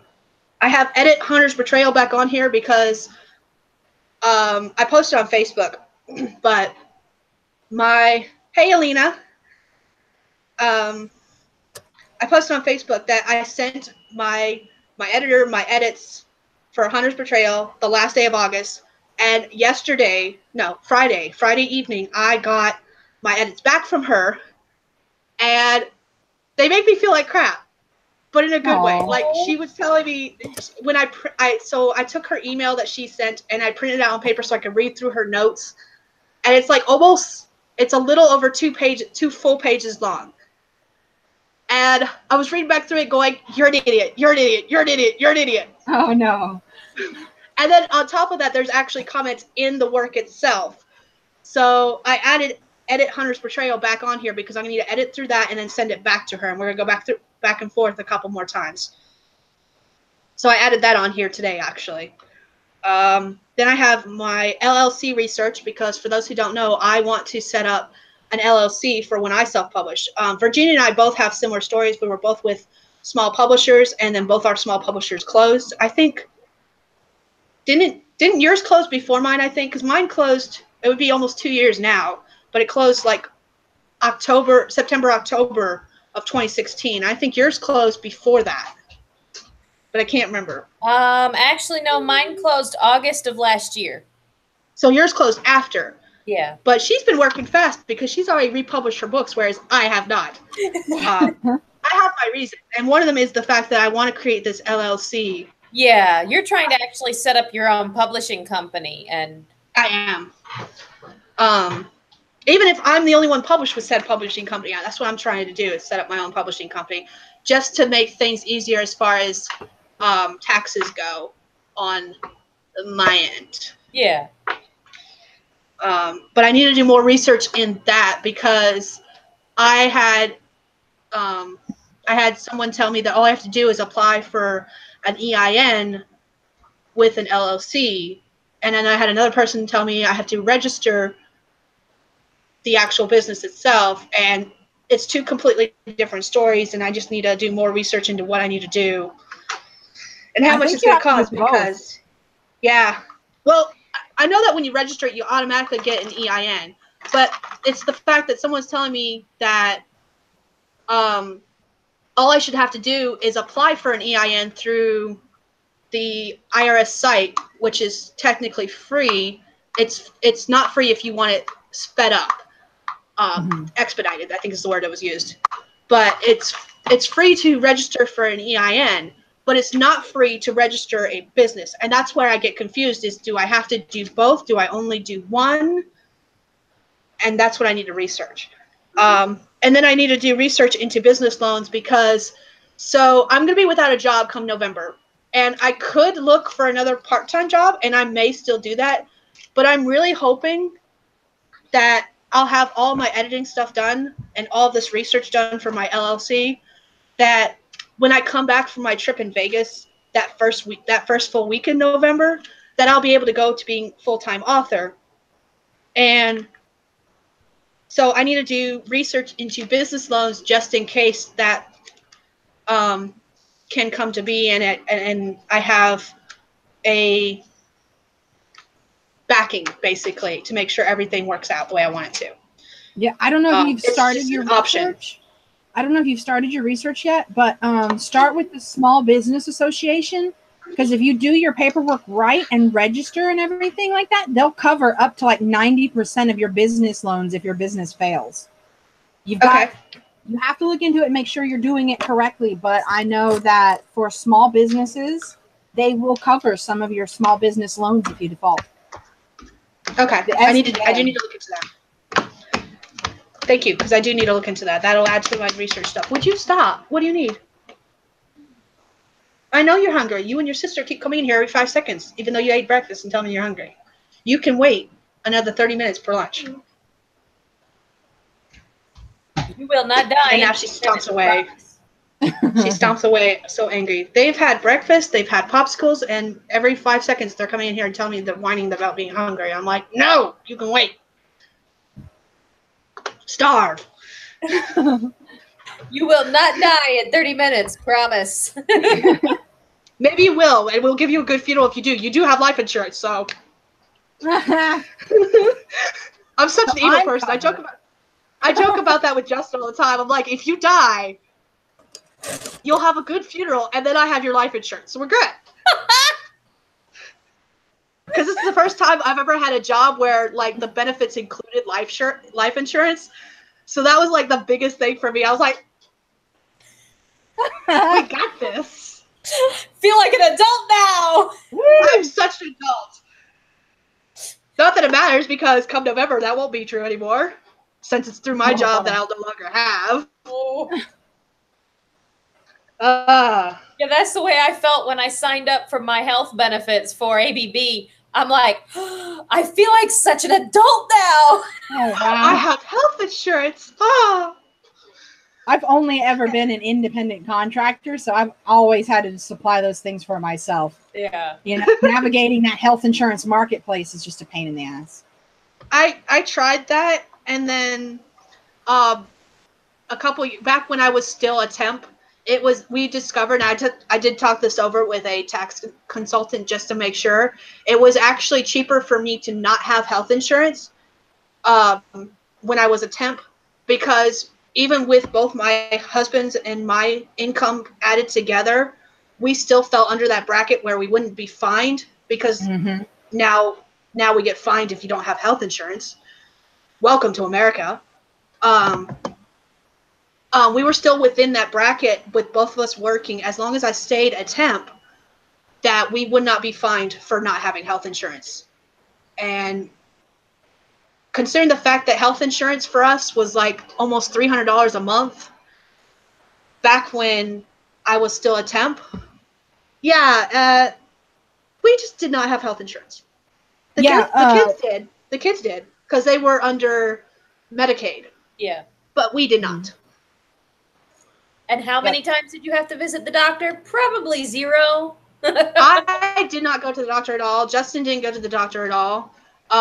He went to the dentist one time to have a tooth pulled, and that was it. And we paid for that out of pocket. Yeah. That was actually about $300, and that was about how much we would have paid a month just to have insurance that we never used. The girls had to go to the doctor because Medicaid requires them to have at least a yearly checkup.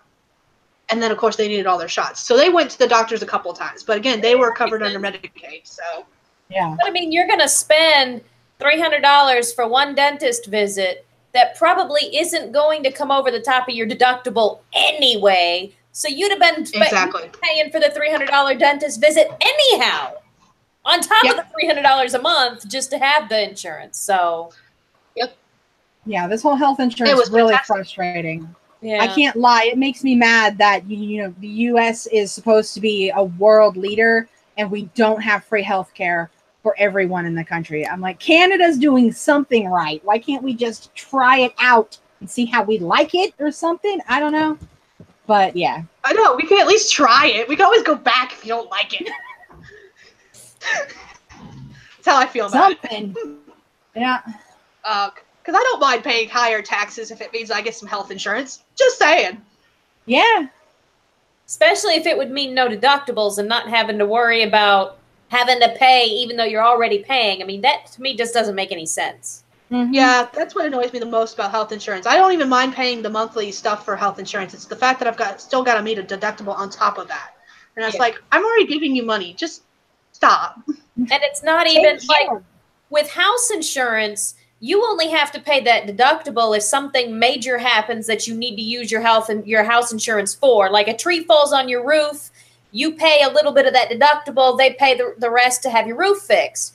Whereas we're paying for deductibles simply to go for a regular checkup, Yep. simply to, get your regular medications, which without said medications, you'd be in the doctor's office more often. So Yep. I'm like, what sense does that make? I mean, None. I should only have to pay a deductible if I have to go in for something major, like go to the ER or, have to go and, go stay overnight at the hospital or some major, if I get some major illness or something. I mean, but for regular checkups that keep me healthy and keep the doctor aware of where I'm at and can help me, Yep. moderate, how I'm living my life so that I don't get sick, that stuff should be free because, you should want me to stay healthy. Yeah, But all they that don't want preventative you to health stay care healthy. that they don't cover, that's really frustrating for me. Yeah. Preventative, Yeah. I bet. But anyway, sorry. Anyways, yeah, that's a whole nother video. Detailed. Yeah, it is. Yeah, it is. Especially it's interesting because we're all three in America, and I know Alina's in the chat. At least, I think she's in the chat still. But she lives in Romania, and the differences between healthcare in other parts of the world versus what we have here, it's just mind-boggling. Yeah. I don't even understand half of what my benefits are with my health insurance. I probably should. It probably covers more than I think it does. Maybe. I don't know. It might even cover less than what I think it does. But different healthcare different insurance healthcare insurance companies cover. They have different plans, and each plan covers different things. Yeah. Or doesn't cover other things. And it's like, why can't it just be all inclusive? Yeah. Cover everything. Or at least simply state, hey, we were not going to pay for this crap. Just saying. We won't pay for this surgery. But don't make it loopholes to find out that information. Just have it plain. Yeah. Give me kindergarten speak, yo. There you go. Treat me like I'm stupid. Break it down. Treat me like I'm stupid. I swear I'm not, but treat me that way so I can understand what you're saying. There you go. We just don't know the lingo, We don't. It's so hard to learn too. I've tried to, for the most part, I do the family taxes, and trying to figure out the penalty for the not having the insurance for certain people, because there's lots of exceptions to it. If you can't, if it's offered to you through your work and it's still too expensive, you're exempt. But the wording that they go through to get you to that point is all I do is read big words all the time. And the way those tax forms are worded still make me just stop. I have to stop halfway through a sentence and go back and read the last 2.5 sentences, and then the second half of the sentence, and then the last 2.5 sentences again. Yeah.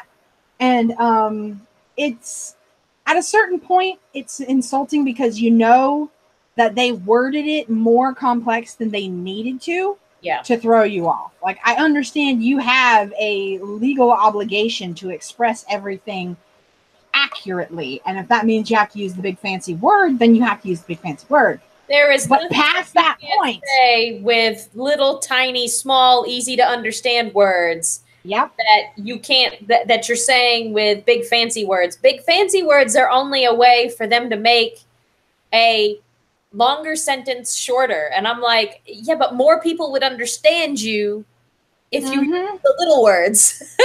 Yep. Use plain speak, and we will understand you. I did think about becoming one of my goals, maybe next year, is becoming a certified tax preparer, just so that I know what the hell is going on. Because if you do that, I will hire you straight on, because I always take my taxes to H&R Block, and I prefer them doing it, at least because I am not prepared. Nope. Nope. Bump that mess. I haven't had to deal with it in a couple of years. But we don't do all the itemization and stuff like that. So, yeah, that's what I want. Well, once I have an LLC, I'll have 2 sets. Yeah. Because I'll have 2 sets of taxes to do once I have an LLC, because I'll have to do taxes for the LLC every quarter. And then I'll have my my taxes, and then Justin's and everyone else in our family, whoever is living with me or whatever. Yeah, it gets complicated real fast once you start counting all that money. And you Yeah. know that's what they're expecting you to do, is to count all your money. Yeah, QuickBooks is going to be something that I probably purchase after I have an LLC. Just saying. Make things Yeah, so much for easier sure. on myself. Mm-hmm. So was that on your October or your November goal? That'll be November, because my goal for November, one of the loose goals, if I get all this research done, my goal is to set up my LLC come November, mid-November. So that's not on this goals list, but it'll be coming up. Yeah, you might want to look that up when you launch your business, because there are some things that you have to do every 365 days. Mhm. So if you launch your business on June 11th, you have to do them by June 11th of next year instead of January to January. Yep. And there's some things that are kind of complicated like that. So, you know, Yep. I've read somewhere one time where there is like a certain time of year where people like to start their businesses and end their businesses, because like technically I think, don't quote me on this, but technically I think the fiscal year for the government is actually October to October. Yeah, it's shifted. Like it's not even January to January. The fiscal year for the government is not lined up with the calendar year where most people start their calendars in their businesses. And there are things that, you know, if you do your finances according to the government's fiscal year, you'll get benefits and time frames that you won't get if you do them according to what the everyday people is used to, which is January to January. Huh. So, yeah. It's weird. I mean, don't quote me on that, but I know that the government's fiscal year is not January to January. And that's how our taxes go. Our taxes go from January to January, and we have until April to turn them in. And that's part of the reason that October is the fiscal year, because that means that April is their 6 months, and 6 months after that is October, and that's the end of their fiscal year. So it's a whole complicated system, but that's all I really know about it, is that I don't know all the details. Yeah, I'll have to look into that. I know the most I know right now from the little bit of research I've already done is that I will have to file taxes with the business, with the LLC portion, not my taxes, but the LLC's taxes every quarter. So like April, May, June, July, it'll be July, I think, because it's the month after. So if the quarter ends in March, I'll be filing taxes in April, and then the next tax will be due, I think, July. But it's the month after the actual quarter is ended. But I'll need to get those sent into the IRS. But that's the extent of my knowledge of that so far. That's why more research into LLCs is on my goals list, is to make sure I get that done. Yeah. And Anything else on your that goals stuff. list? Nope, that was pretty much it. The last thing I had was the fact that I need to, the business loan research was the last thing. Cool. And those kind of tie together. There you go. Yeah, it sounds like you've got several things on there that you'll knock them out together. Yeah. Like the taxes and the LLC. Business loan research will match up with LLC research, and you should be accomplishing them in line with each other, if not at the same time. Yep. Kudos.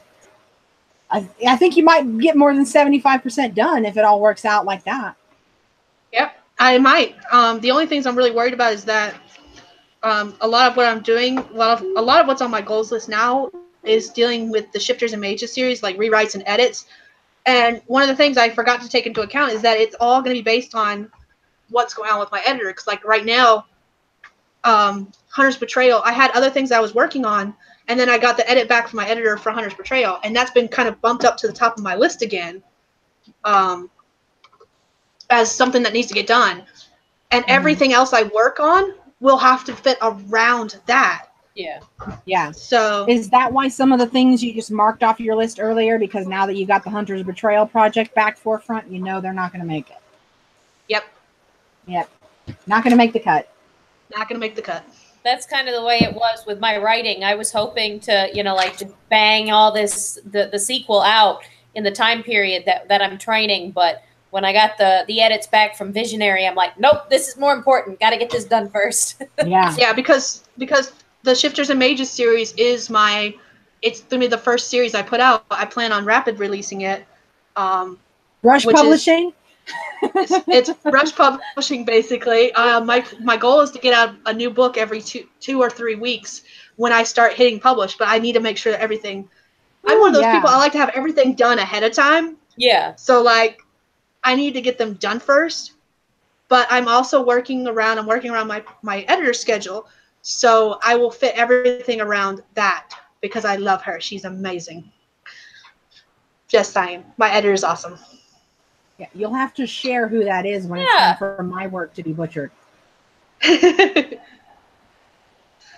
I know it's going to be bad. I know it's going to be bad. This is my first ever story. I'm one of those people where I'm like, you know, that Stephen King quote, "Kill your darlings." I struggle with that. I'm more than happy to let you kill my darlings and then tell me why I have to bury them. But when it comes time to actually kill my darlings, I'm like, but I put that in there for a reason. Like, that's there for a reason. How is that not a good reason? And a lot of times what I find that it's not necessarily that the darling has to be killed. It may be like if you really feel that strongly that piece just needs to be in there for whatever reason, say it's a motivation for another character or whatever, it could be that your reader, i.e. your editor, just isn't seeing it. So you may have failed in some respect. That is not coming across clearly. I had some of that with Visionary. You know, my editor was going, I don't see why you need this. Or, you know, maybe they need to go over here instead of going over there. And I'm like, I know, you know, what's really, I know what's really going on, you know, behind the scenes and what's going to be needed, you know, further in and how all the interaction goes. So I'm like, apparently I'm not making myself clear. So I'll go back and I'll interweave, you know, find the spots that, you know, maybe I need to interweave some more details in or whatever to support the fact that I needed that darling, if that makes any sense. Yeah, absolutely. Can't kill this person because they need to be here for this. Yeah. Kind of thing. Or I have to kill this person. They're going to be in the second book, so I can't kill them off. Yeah. They're important to this plot. I'm learning all this stuff as I go. And, you know, there's so many blogs on the internet that are giving writing advice. And sometimes they say contradicting stuff. And sometimes I stumble across the ones where the people like deliberately go out of their way to say, this is conventional writing advice and this is why it's wrong. Yeah. And I'm like, okay, you're making my life hard now. It's conventional because it works. What do you think you've got to add that makes that kind of like a standard incorrect? And then they'll name off some like obscure random situation. And I'm like, yeah, in that situation, that standard writing advice is bad. Generally speaking, that's the standard writing advice because it works for most people. Yeah. So you're just making it hard for me. You're just confusing me. I barely know what I'm doing. This is the first time I've ever done this. So I've tried to get more selective about what advice I read. Like who I read it from is really what I've started doing. I've got a couple, like 4 writing advice websites that I subscribe to their newsletter or whatever. And whenever they post a new article, it'll tell me. And I have a Pinterest board that's like I'm a wordsmith or whatever, and I just pin lots of random stuff to that one, and then I go back through every so often and do some research, you know.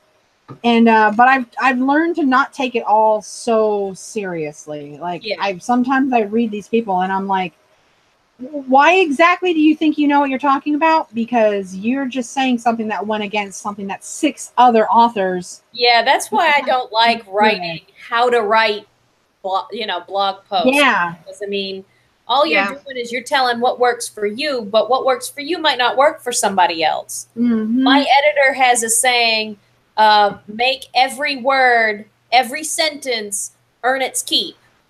And so that kind of helps me simplify things. But then sometimes you get too simple, and I'm like, yeah, you lose some of that significance and meaning. You know, because there were pieces in there.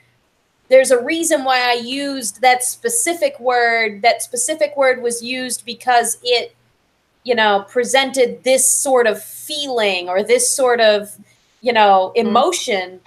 And the new word you suggested just doesn't, okay, well, maybe I need two completely different words entirely. You know, maybe the whole thing just isn't working.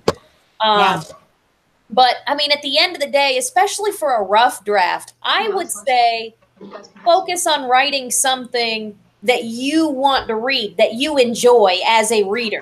If you enjoy reading it after a little while, you'll know that you're at least close. And then all the other, you know, conventions and all the rules and all that kind of stuff, that'll come more into place when you're trying to do your edit. That way you don't have to feel burdened by all those rules and restrictions, and just write something that you actually enjoy. Yeah. Thank you. Yeah, that's what I've been leaning towards too. That's the only thing that that's the only path I can see where I can figure out the rest in the meantime. You know, trying to figure it all out up front isn't going to work. And I'm not a professional. I'm very much just, you know, this started out as my hobby, and now I'm trying to work on it so that it can maybe be a profession in the future. And none of us are professionals, even if they tell you. I know, right? And see, actually, that goes into my YouTube stuff, actually. So a lot of authors out there give, like, writing tips videos and stuff like that. And that's the one thing I have not even touched, because a lot of what works for me, I already know doesn't work for other people. So if I do anything like that, I will have to strictly be like, this works for me, and I know it works for me, and I also know it will not work for a lot of you guys. But try it, maybe it will, kind of things. And that's the one reason I have not done any kind of writing tips videos on my channel, or even blog posts. I haven't done any kind of, when I look back all over the blog posts I haven't done any kind of writing tips videos at all, or blog posts, because of that reason. I'm like, I know it won't work for a lot of people. Yeah. So there's no point in me putting that information out there. Yeah, and sometimes I feel like they say stuff just to have something to say. Yep. And I'm like, yeah, you know, if anything, because I've thought about that too, trying to build my author platform. Because I know that nowadays it's expected, if not needed. And I have nothing. Like, I don't use social media. I have a Snapchat account that I've had for like 3 years. Never posted a single thing to it, you know. And my Instagram, I follow like 400 people, and I've never posted a single thing to it. I only have them so that I can observe my friends who actually use them. And I know. I would suggest Kristen Lamb's book called Rise of the Machines. Yeah. It talks more about being a real person in your online social media. So for your author account, instead of worrying about posting author tips and writing tips and all of this machine stuff, you know, post about, you know, if you're looking up science fiction conventions or romance conventions or whatever in the area, maybe share a couple of those. Or if you're, you know, looking up SEO stuff, you know, you find a cool tip that somebody else might, you know, find useful, post that.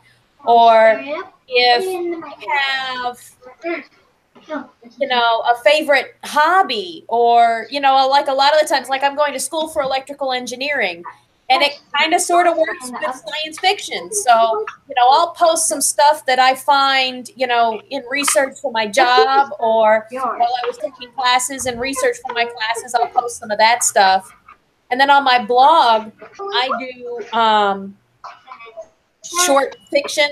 Like I'll do like a 1,000-word short story, or 5-sentence stories, where you try to fit a whole scene or a whole story into 5 sentences with a picture.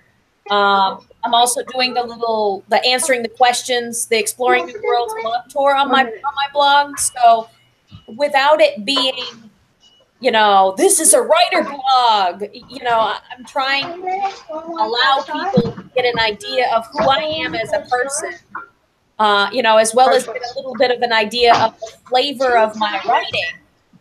And that's, I mean, that to me seems to work a lot better as far as getting people to interact and, you know, want to read my stuff, rather than, because if you're posting writing tips, really the only people you're talking to is other writers. Yeah. The writers don't often have all the time in the world to go and buy more tips. You want to be talking to the readers, the people that really want to know more about you before they want to buy your book. Yeah. And that's one of the reasons I like. That's one of the reasons I prefer, at least on my YouTube channel, I prefer more, like a lot of what I've been posting lately are those day in the life videos where I did the Repticon video, I did the D&D video, yeah, I did the Capcom series. And the reason I did that was because those are the kind of things that they show my hobbies. They show what I enjoy doing outside of writing. Because let's face it, I don't do a lot of stuff outside of writing. That's it. What you see is that's it. Yeah. So if I'm not at work, I'm usually writing. And if I'm not writing, what I have filmed is what I'm doing. So, yeah. Yeah, exactly. When I try to imagine my author platform, what I would do, I definitely imagine some of the stuff like you guys are throwing out there, like day in the life type stuff. And I kind of thought, just for the sake of having something to say about writing, since I am a writer, maybe doing like a my learning curve, documenting my learning curve. Like, okay, I had no idea that, you know, subplots actually have categories too. Or, you know, just, that's a terrible example, but, you know, stuff like that. Like, well, here's an interesting post that I read, and here's where I figured out what it means. I figured that's the closest I would ever get to writing advice. Okay, well, I got this information, and as someone who doesn't know, this is the conclusions that I'm drawing. Yeah. And everything else sounds really good. Everything you guys are saying sounds like great advice, because that's, I don't want to get there. I can't lie. I don't want to. I'm not a social media platform, author platform. Like, I do not consider the things I have to say to be relevant. And if they are relevant to you, I question why. Like, beyond my friends who I know care about me, I get suspicious. It's just, I mean, I hate to do the whole nature versus nurture debate, but it is how I was raised. And I think some of it did become part of my nature. The nurture became part of my nature because I'm very skeptical about it. And I'm very intimidated by the fact that, you know, somebody in Rosemont, California is going to recognize a picture of my cat and be like, oh, wow, she looks so much better than she did when she wasn't feeling good the other day. I'm going to turn into like Pink Panther trying to sleuth my way through the internet, trying to figure out, why do you care about my cat again? So it just, as an opportunity, it's not my personality. Somebody else learned something that you just learned. So, you know, like if you find a cool, like the other day I was trying to fix something on my blog. I needed to make it, when you type your URL into Facebook, you should get the little pop-up up underneath it where it shows like a preview picture of that blog post. And mine wasn't working for whatever reason. So I had to go do research, figure out why it wasn't working, go in there and change the code in the back end and all these little tweaks. And I'm like, I know I'm not the only person out there with a website that has this issue. And all the places that I was trying to look at, I was having to piece different tips from different people together because none of them were current. Like a lot of different things had changed. So I'm like, you know, I'm going to throw all these tips that I've learned into one blog post and do this is what works, you know, right now I'm using Blogger. So as Blogger gets updated every couple of years or so, some of those little tips change. So I'm like, I'm going to make a blog post that tells what I did, how I fixed it, and hopefully it'll help somebody else. not necessarily that, you know, I'm trying to be all like, this is what I learned today. It's more like, this is what I've learned, and here's what I learned, so you don't have to struggle with it like I did. I'm going to, you know, let you have some of your time back. Yeah, for sure. Yeah. Those And are I do always the have best that- times. Yeah, I do have a similar idea. I'm actually going to do something similar to that. Because I'm doing all this research for the LLC, I figured that a good thing for me to do would be like my journey to publication and forming my LLC. I'm going to do a video series where I talk about Unlocked. Achievement Unlocked, basically. It might be separate from Achievement Unlocked. I'm thinking Achievement Unlocked is just going to be images, whereas this will be speculate after the stream for sure. Get some ideas. It's Achievement Unlocked, Sky. Stop it. Just go with it. Just go with it, Sky. Angel and Devil. Just go with it, Sky. Go with it. Now that I've discovered like how awesome PicMonkey is, I'm totally stoked for like infographics and shit like that. I'm like, whoa, you know, like pings to put over your YouTube videos and stuff. I've never had a blog. I don't have a website, never done anything like that. But with this SEO stuff, my friend added me as an editor on her WordPress blog. Well, I'm an administrator for, you guys have websites, so you know what I'm saying. I'm not just an editor. I'm an administrator, so I can change anything. And now I'm like, oh my God, I have like this world-changing power. Let me try this new thing I learned. And I'm terrified to change anything, but I have to learn so I can SEO and get my, you know, experience to get good at this stuff. So, yeah. Forgot even why I brought that up. You said that you don't want to like have your, you know, your face, your personal image out there on the web, but you could always create like a business icon. Yeah. Like a logo. Yeah. And use a logo instead of your face. Yeah. Once I finish my DBA research and I decide yes or no, am I going to pursue doing all of this, everything with my pen name, essentially my DBA, including my work, not just my writing. That's when I'm going to make up my mind how I'm going to do it. Because I totally love your logo idea, and I had something very similar. Like, I have this little symbol, like how J.R.R. Tolkien has that little symbol thing, and it's J and R and the T all together, like in that little squiggle. I have one of those with my actual initials, and I was like, I could just tweak it a little bit, and I can have one for my potential pen name initials also, and that could be my logo. How cool would that be? I totally was like, and I can just slap that logo on anything and claim it visually, where I don't have to show my face. So, and that's I know showing my face will happen eventually, and all kinds of things where they recommend it. You know, it makes you more personable, more trustable, and people feel more invested if they feel like they've visually seen you. They've got that visual connection, and I'm like, just don't make me do it. I just don't want to. That's one of the things that Kristen Lamb's book discusses, you know, about branding. What was that called again? It's Rise of... It's called... Go ahead, sorry. It's called Rise of the Machines. But yeah, it talks a lot about branding and a lot about how branding is more about making your work recognizable across all platforms, which is where an icon would come in handy. But I mean, if you needed to show your face, but didn't want to like really show your face, you could always use, you know, like dress up for Halloween or something, and, you know, with a mask or makeup, or maybe you have like face paint or, you know, something that tells a little bit about your personality, but isn't necessarily facial recognition friendly, you know? Yeah. And just be like, I'm this goofy chick with horns coming out of my head. You know, Kristen Lamb does that a lot. She'll wear like a masquerade mask. You know. By the way, that gave me an idea, actually. Oh, really? That gave me an idea, actually. So, when's the live stream near October 31st? Give me a second. Oh. Okay. Okay, so that makes me want to show my face. So September 4th is going to be our next bi-monthly goals update.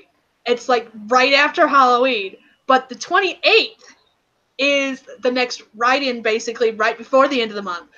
I am thinking that if anyone who joins us for the live stream on Sunday, October 28th, before Halloween, should totally dress up in costume. Just saying. I think that would be awesome and fun. Oh man! Now I want to dress up stuff. Now I gotta get a costume. I mean, that was already on my goals list. I gotta get costumes anyways. My problem is I'm down here in Florida, so while my kids are all dressing up for Halloween, I'm not even gonna be. I can't go trick or treating with anybody because I'm stuck in a hotel.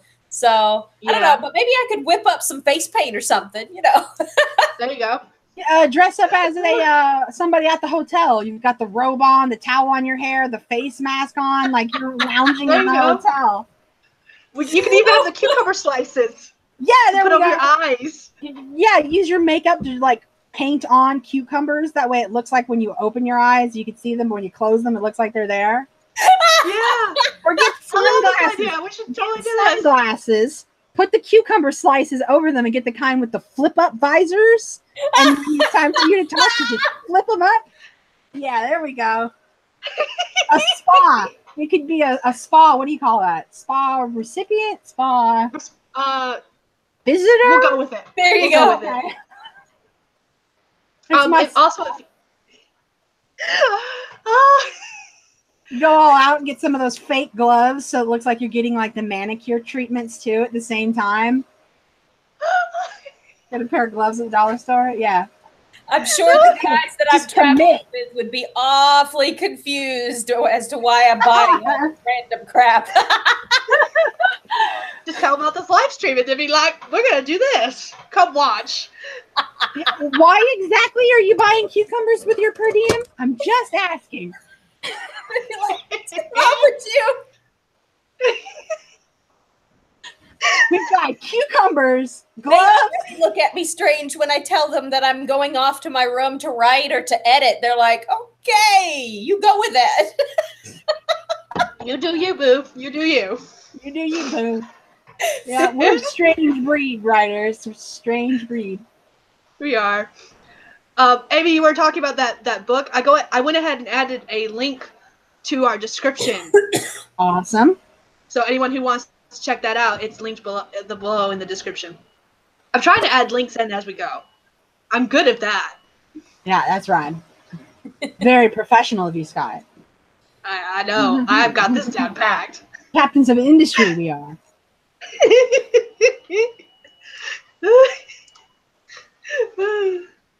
Oh my goodness. I totally just had an idea. Okay, I can't tell you. Never mind. What? Sorry. No, I just had an idea for how I can participate in the dressing up for a Halloween stream and never have to show my face. Surprise us. Idea. I will. Us. Let me write this down now. So you don't forget, like me. Okay. Yeah, go ahead. Because I wrote achievement unlocked and didn't remember it. I was like, I have no idea what this means. More details needed. Not only did I write it down, but everything else is written in pen. And then there's like a little pencil note down at the bottom, like achievement unlocked. So it's something that I also went back and just added to the list really quickly. Like, I got to write that down after we even completed the stream. That's how I know something was important when I'm like, damn, that's not even written in the same ink. I definitely forgot something. It was important enough to write down, but not important enough to remember. It's so what day do we want to do it? Do we want it so that will be basically close to our next bi-monthly chat. So let me look at my calendar again. Do we want to do our bi-monthly chat in November? So it would be November. Oh, okay. Actually,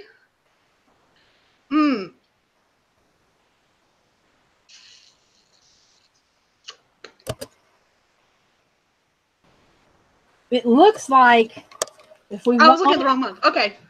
Yeah, we have the same problem that you had for this month, for September, October, or for August, September, because if you do it on the 28th, the Halloween thing will be more fun and more relevant but that will also cut us off 4 whole days of our goals, which I'm okay with if we're going to do this fun Halloween thing.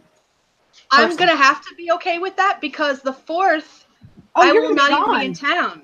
I will be hopefully near Vegas by then because my convention, I'm supposed to be in Vegas on the 5th. One So, second, guys. okay. So yeah, it looks so like I'm the 28th thinking- for bust. Oh, sorry. Yeah, we'll do our next bi-monthly live stream on the 28th of October. So it'll be a few days before the end of October. So we'll still have a couple of days to say, hey, I finished this goal. But at the same time, we'll be able to do the fun dressing up masquerade kind of thing for Halloween for the video, which I'm really looking forward to now that we said that we're going to do that. What day is this now that you guys are talking about that? 28th. October 20th, where we dress up and then talk about our goals. Okay. I'll do my best to try. I'll be home for that weekend. So, and the day after, I have to fly out. So it'll depend, what's going on. But I'll do my best to try. And I'll do my best to send out a reminder out the Saturday before. That'll work. And I'll just throw this out there. I'm so excited about the costume thing that even if we have to do it late, I say we still do the costumes. Like, I mean, I'm all for that. It just won't be the following weekend. Yeah. Yeah. We just do it for the fun of it. I know, right? Randomly. People be like, what is up with these people? I love that kind writers of and we stuff. enjoy it.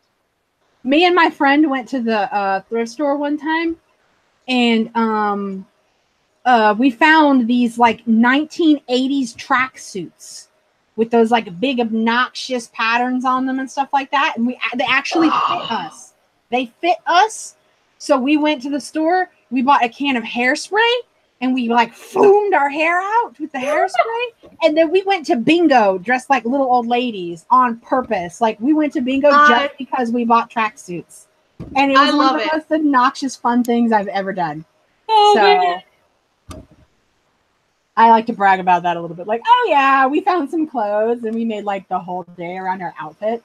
Like, but that was definitely fun. I mean, I lost like $40 and I didn't win squat, but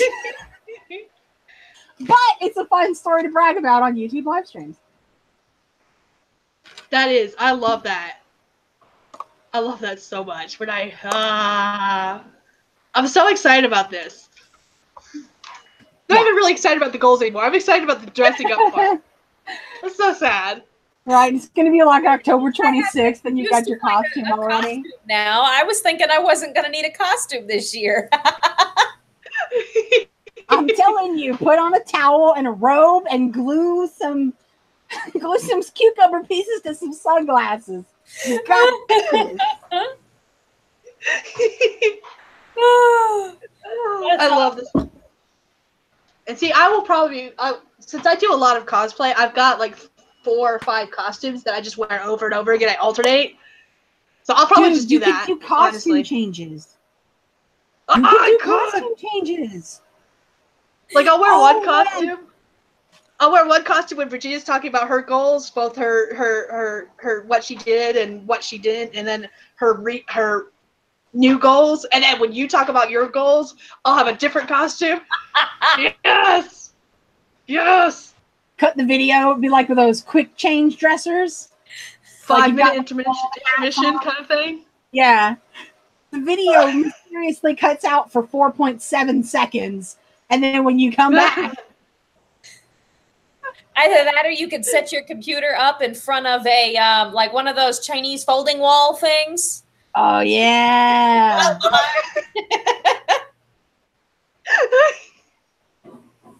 You guys are making me jealous.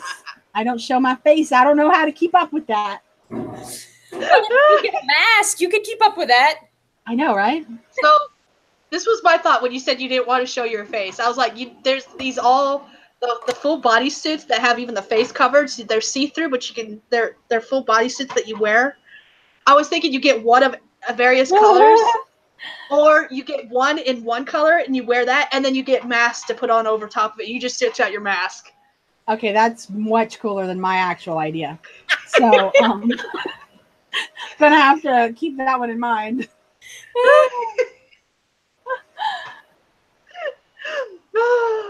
Oh my goodness. All right. But we've been on goals, for are we? 2 hours. Yeah. Over 2 hours, actually. Just saying. How do we feel? Are we? Yeah. Gotta wrap it up soon.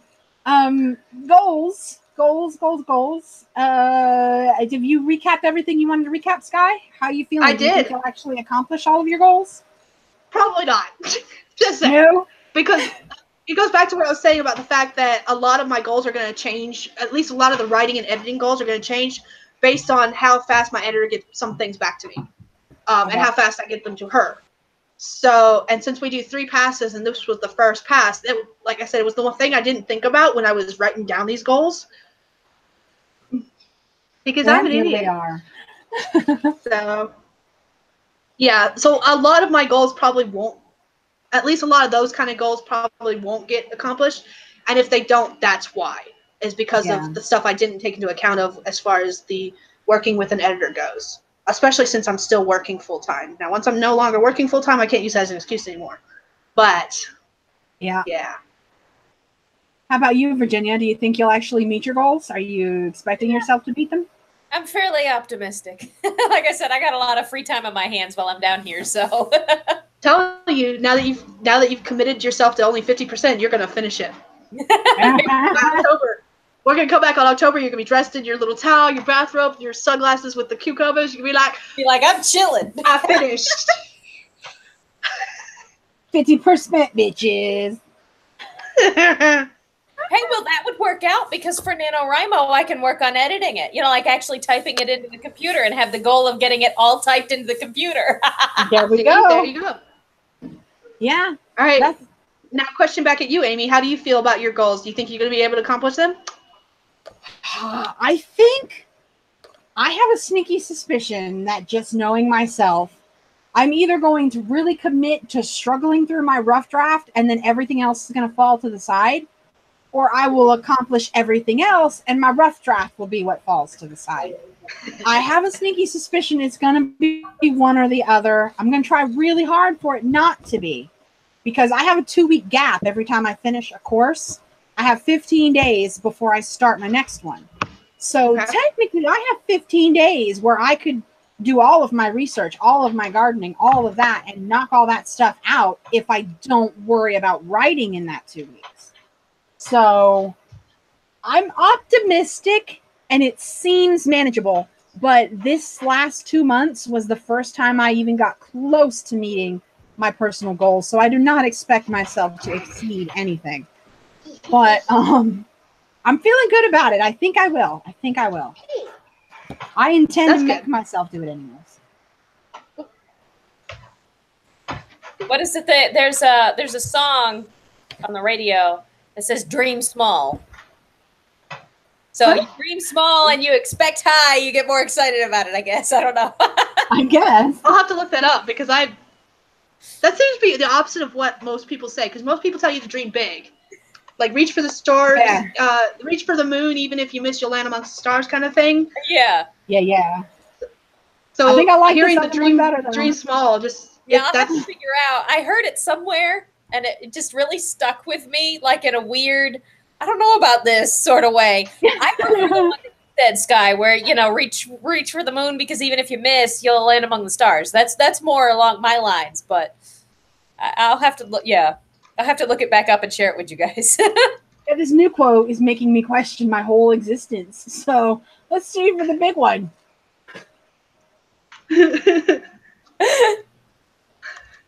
All right. So I think that's going to wrap us up. Okay. I can't really think of anything else. Yeah, we're going to aim for our next bi-monthly goal video October 28th. If we have to change it, I will say on one of the next live streams, if for whatever reason it's changing. Because like originally this live stream was supposed to be last weekend. And because Virginia couldn't join us last weekend, we went ahead and moved it to this weekend. Because I wanted her with us to tell her sort of big news about getting her job. Because I thought that was awesome. Congratulations. So, again. Thank you. so I'll definitely keep anyone watching updated if we change it for whatever reason. If you're gonna join us, I would love it if y'all dress up as well, and let us know in the comments, of the video when we do it, what you're dressed up as, or send pictures. I will include all my social media links are below. You can send a picture via Facebook or Twitter, or even a private message.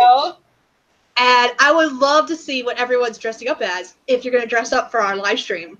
And if you want to be part of the live stream, you are more than welcome to join. Anyone's allowed to join my live streams. They're every Sunday at 10 a.m. Eastern, 9 a.m. Central. You are weird. Please stop. I have a child that joined me. Contact you so that you can send them the live link. Yes. Yes. I will add them. I send the live link out via a Facebook chat right now because Facebook's what I use the most. But I can send it elsewhere if other people prefer other things. Just saying. And I send everyone the link so they can join us into the live chat if they want to join us in the live chat. But that's all I've got. Go ahead, Virginia, you want to start us off and let us know closing remarks for you? I don't really have very many closing remarks other than if you want to keep up with what I'm working on.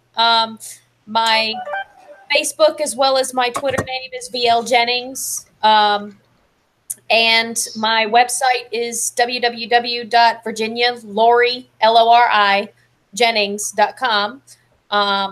And I'd love to speak with anybody that wants to just talk or ask a question or whatever have you. I'm game. Somebody's got to keep me busy while I'm out. So. On that note, yeah. On that note, my name is Amy, and I am not willing to talk with anybody on the internet. I have no social media platforms. I don't use them. I don't have any published fiction works to share with anybody. I'm working on that. I'm working on my first fiction book. First rough draft. Finished all my outlining. That's where I am. So maybe in 6 months plus, I'm thinking I'll have some stuff to share. And at that point, I'll have to pull back the curtain and actually emerge. Maybe. I don't know. If things go the way I want them to, I will be putting up more curtains instead of taking any curtains down. But we'll see. We'll see if we're going to open that window when we get to it. But yeah, that's all I've got to say. Thank you for having me. I'm happy to do these live streams. Thank you for joining me. All the links we've talked about, the Scrivener chat, the Exploring New Worlds blog, the link to Kristen Land's Rise of the Machines books, they're all listed in the description below, as well as links to all of Virginia's social media. Did you and yours hopefully too. Yeah, all my links are below too. That's automatic in all my videos. I've set it up that way. I do need to make sure it's actually correct. Let me double check that. It should be. Maybe. I think it's correct. I'll have to double check the Facebook link actually now that I think about it. Because I used to have a Facebook page and I no longer have a Facebook page, but I don't know if I updated this before or after the page was gone. So I need to double check that. I think it's correct. But yeah, that's all for us today. Join us next week. We're going to do another write-in, I believe.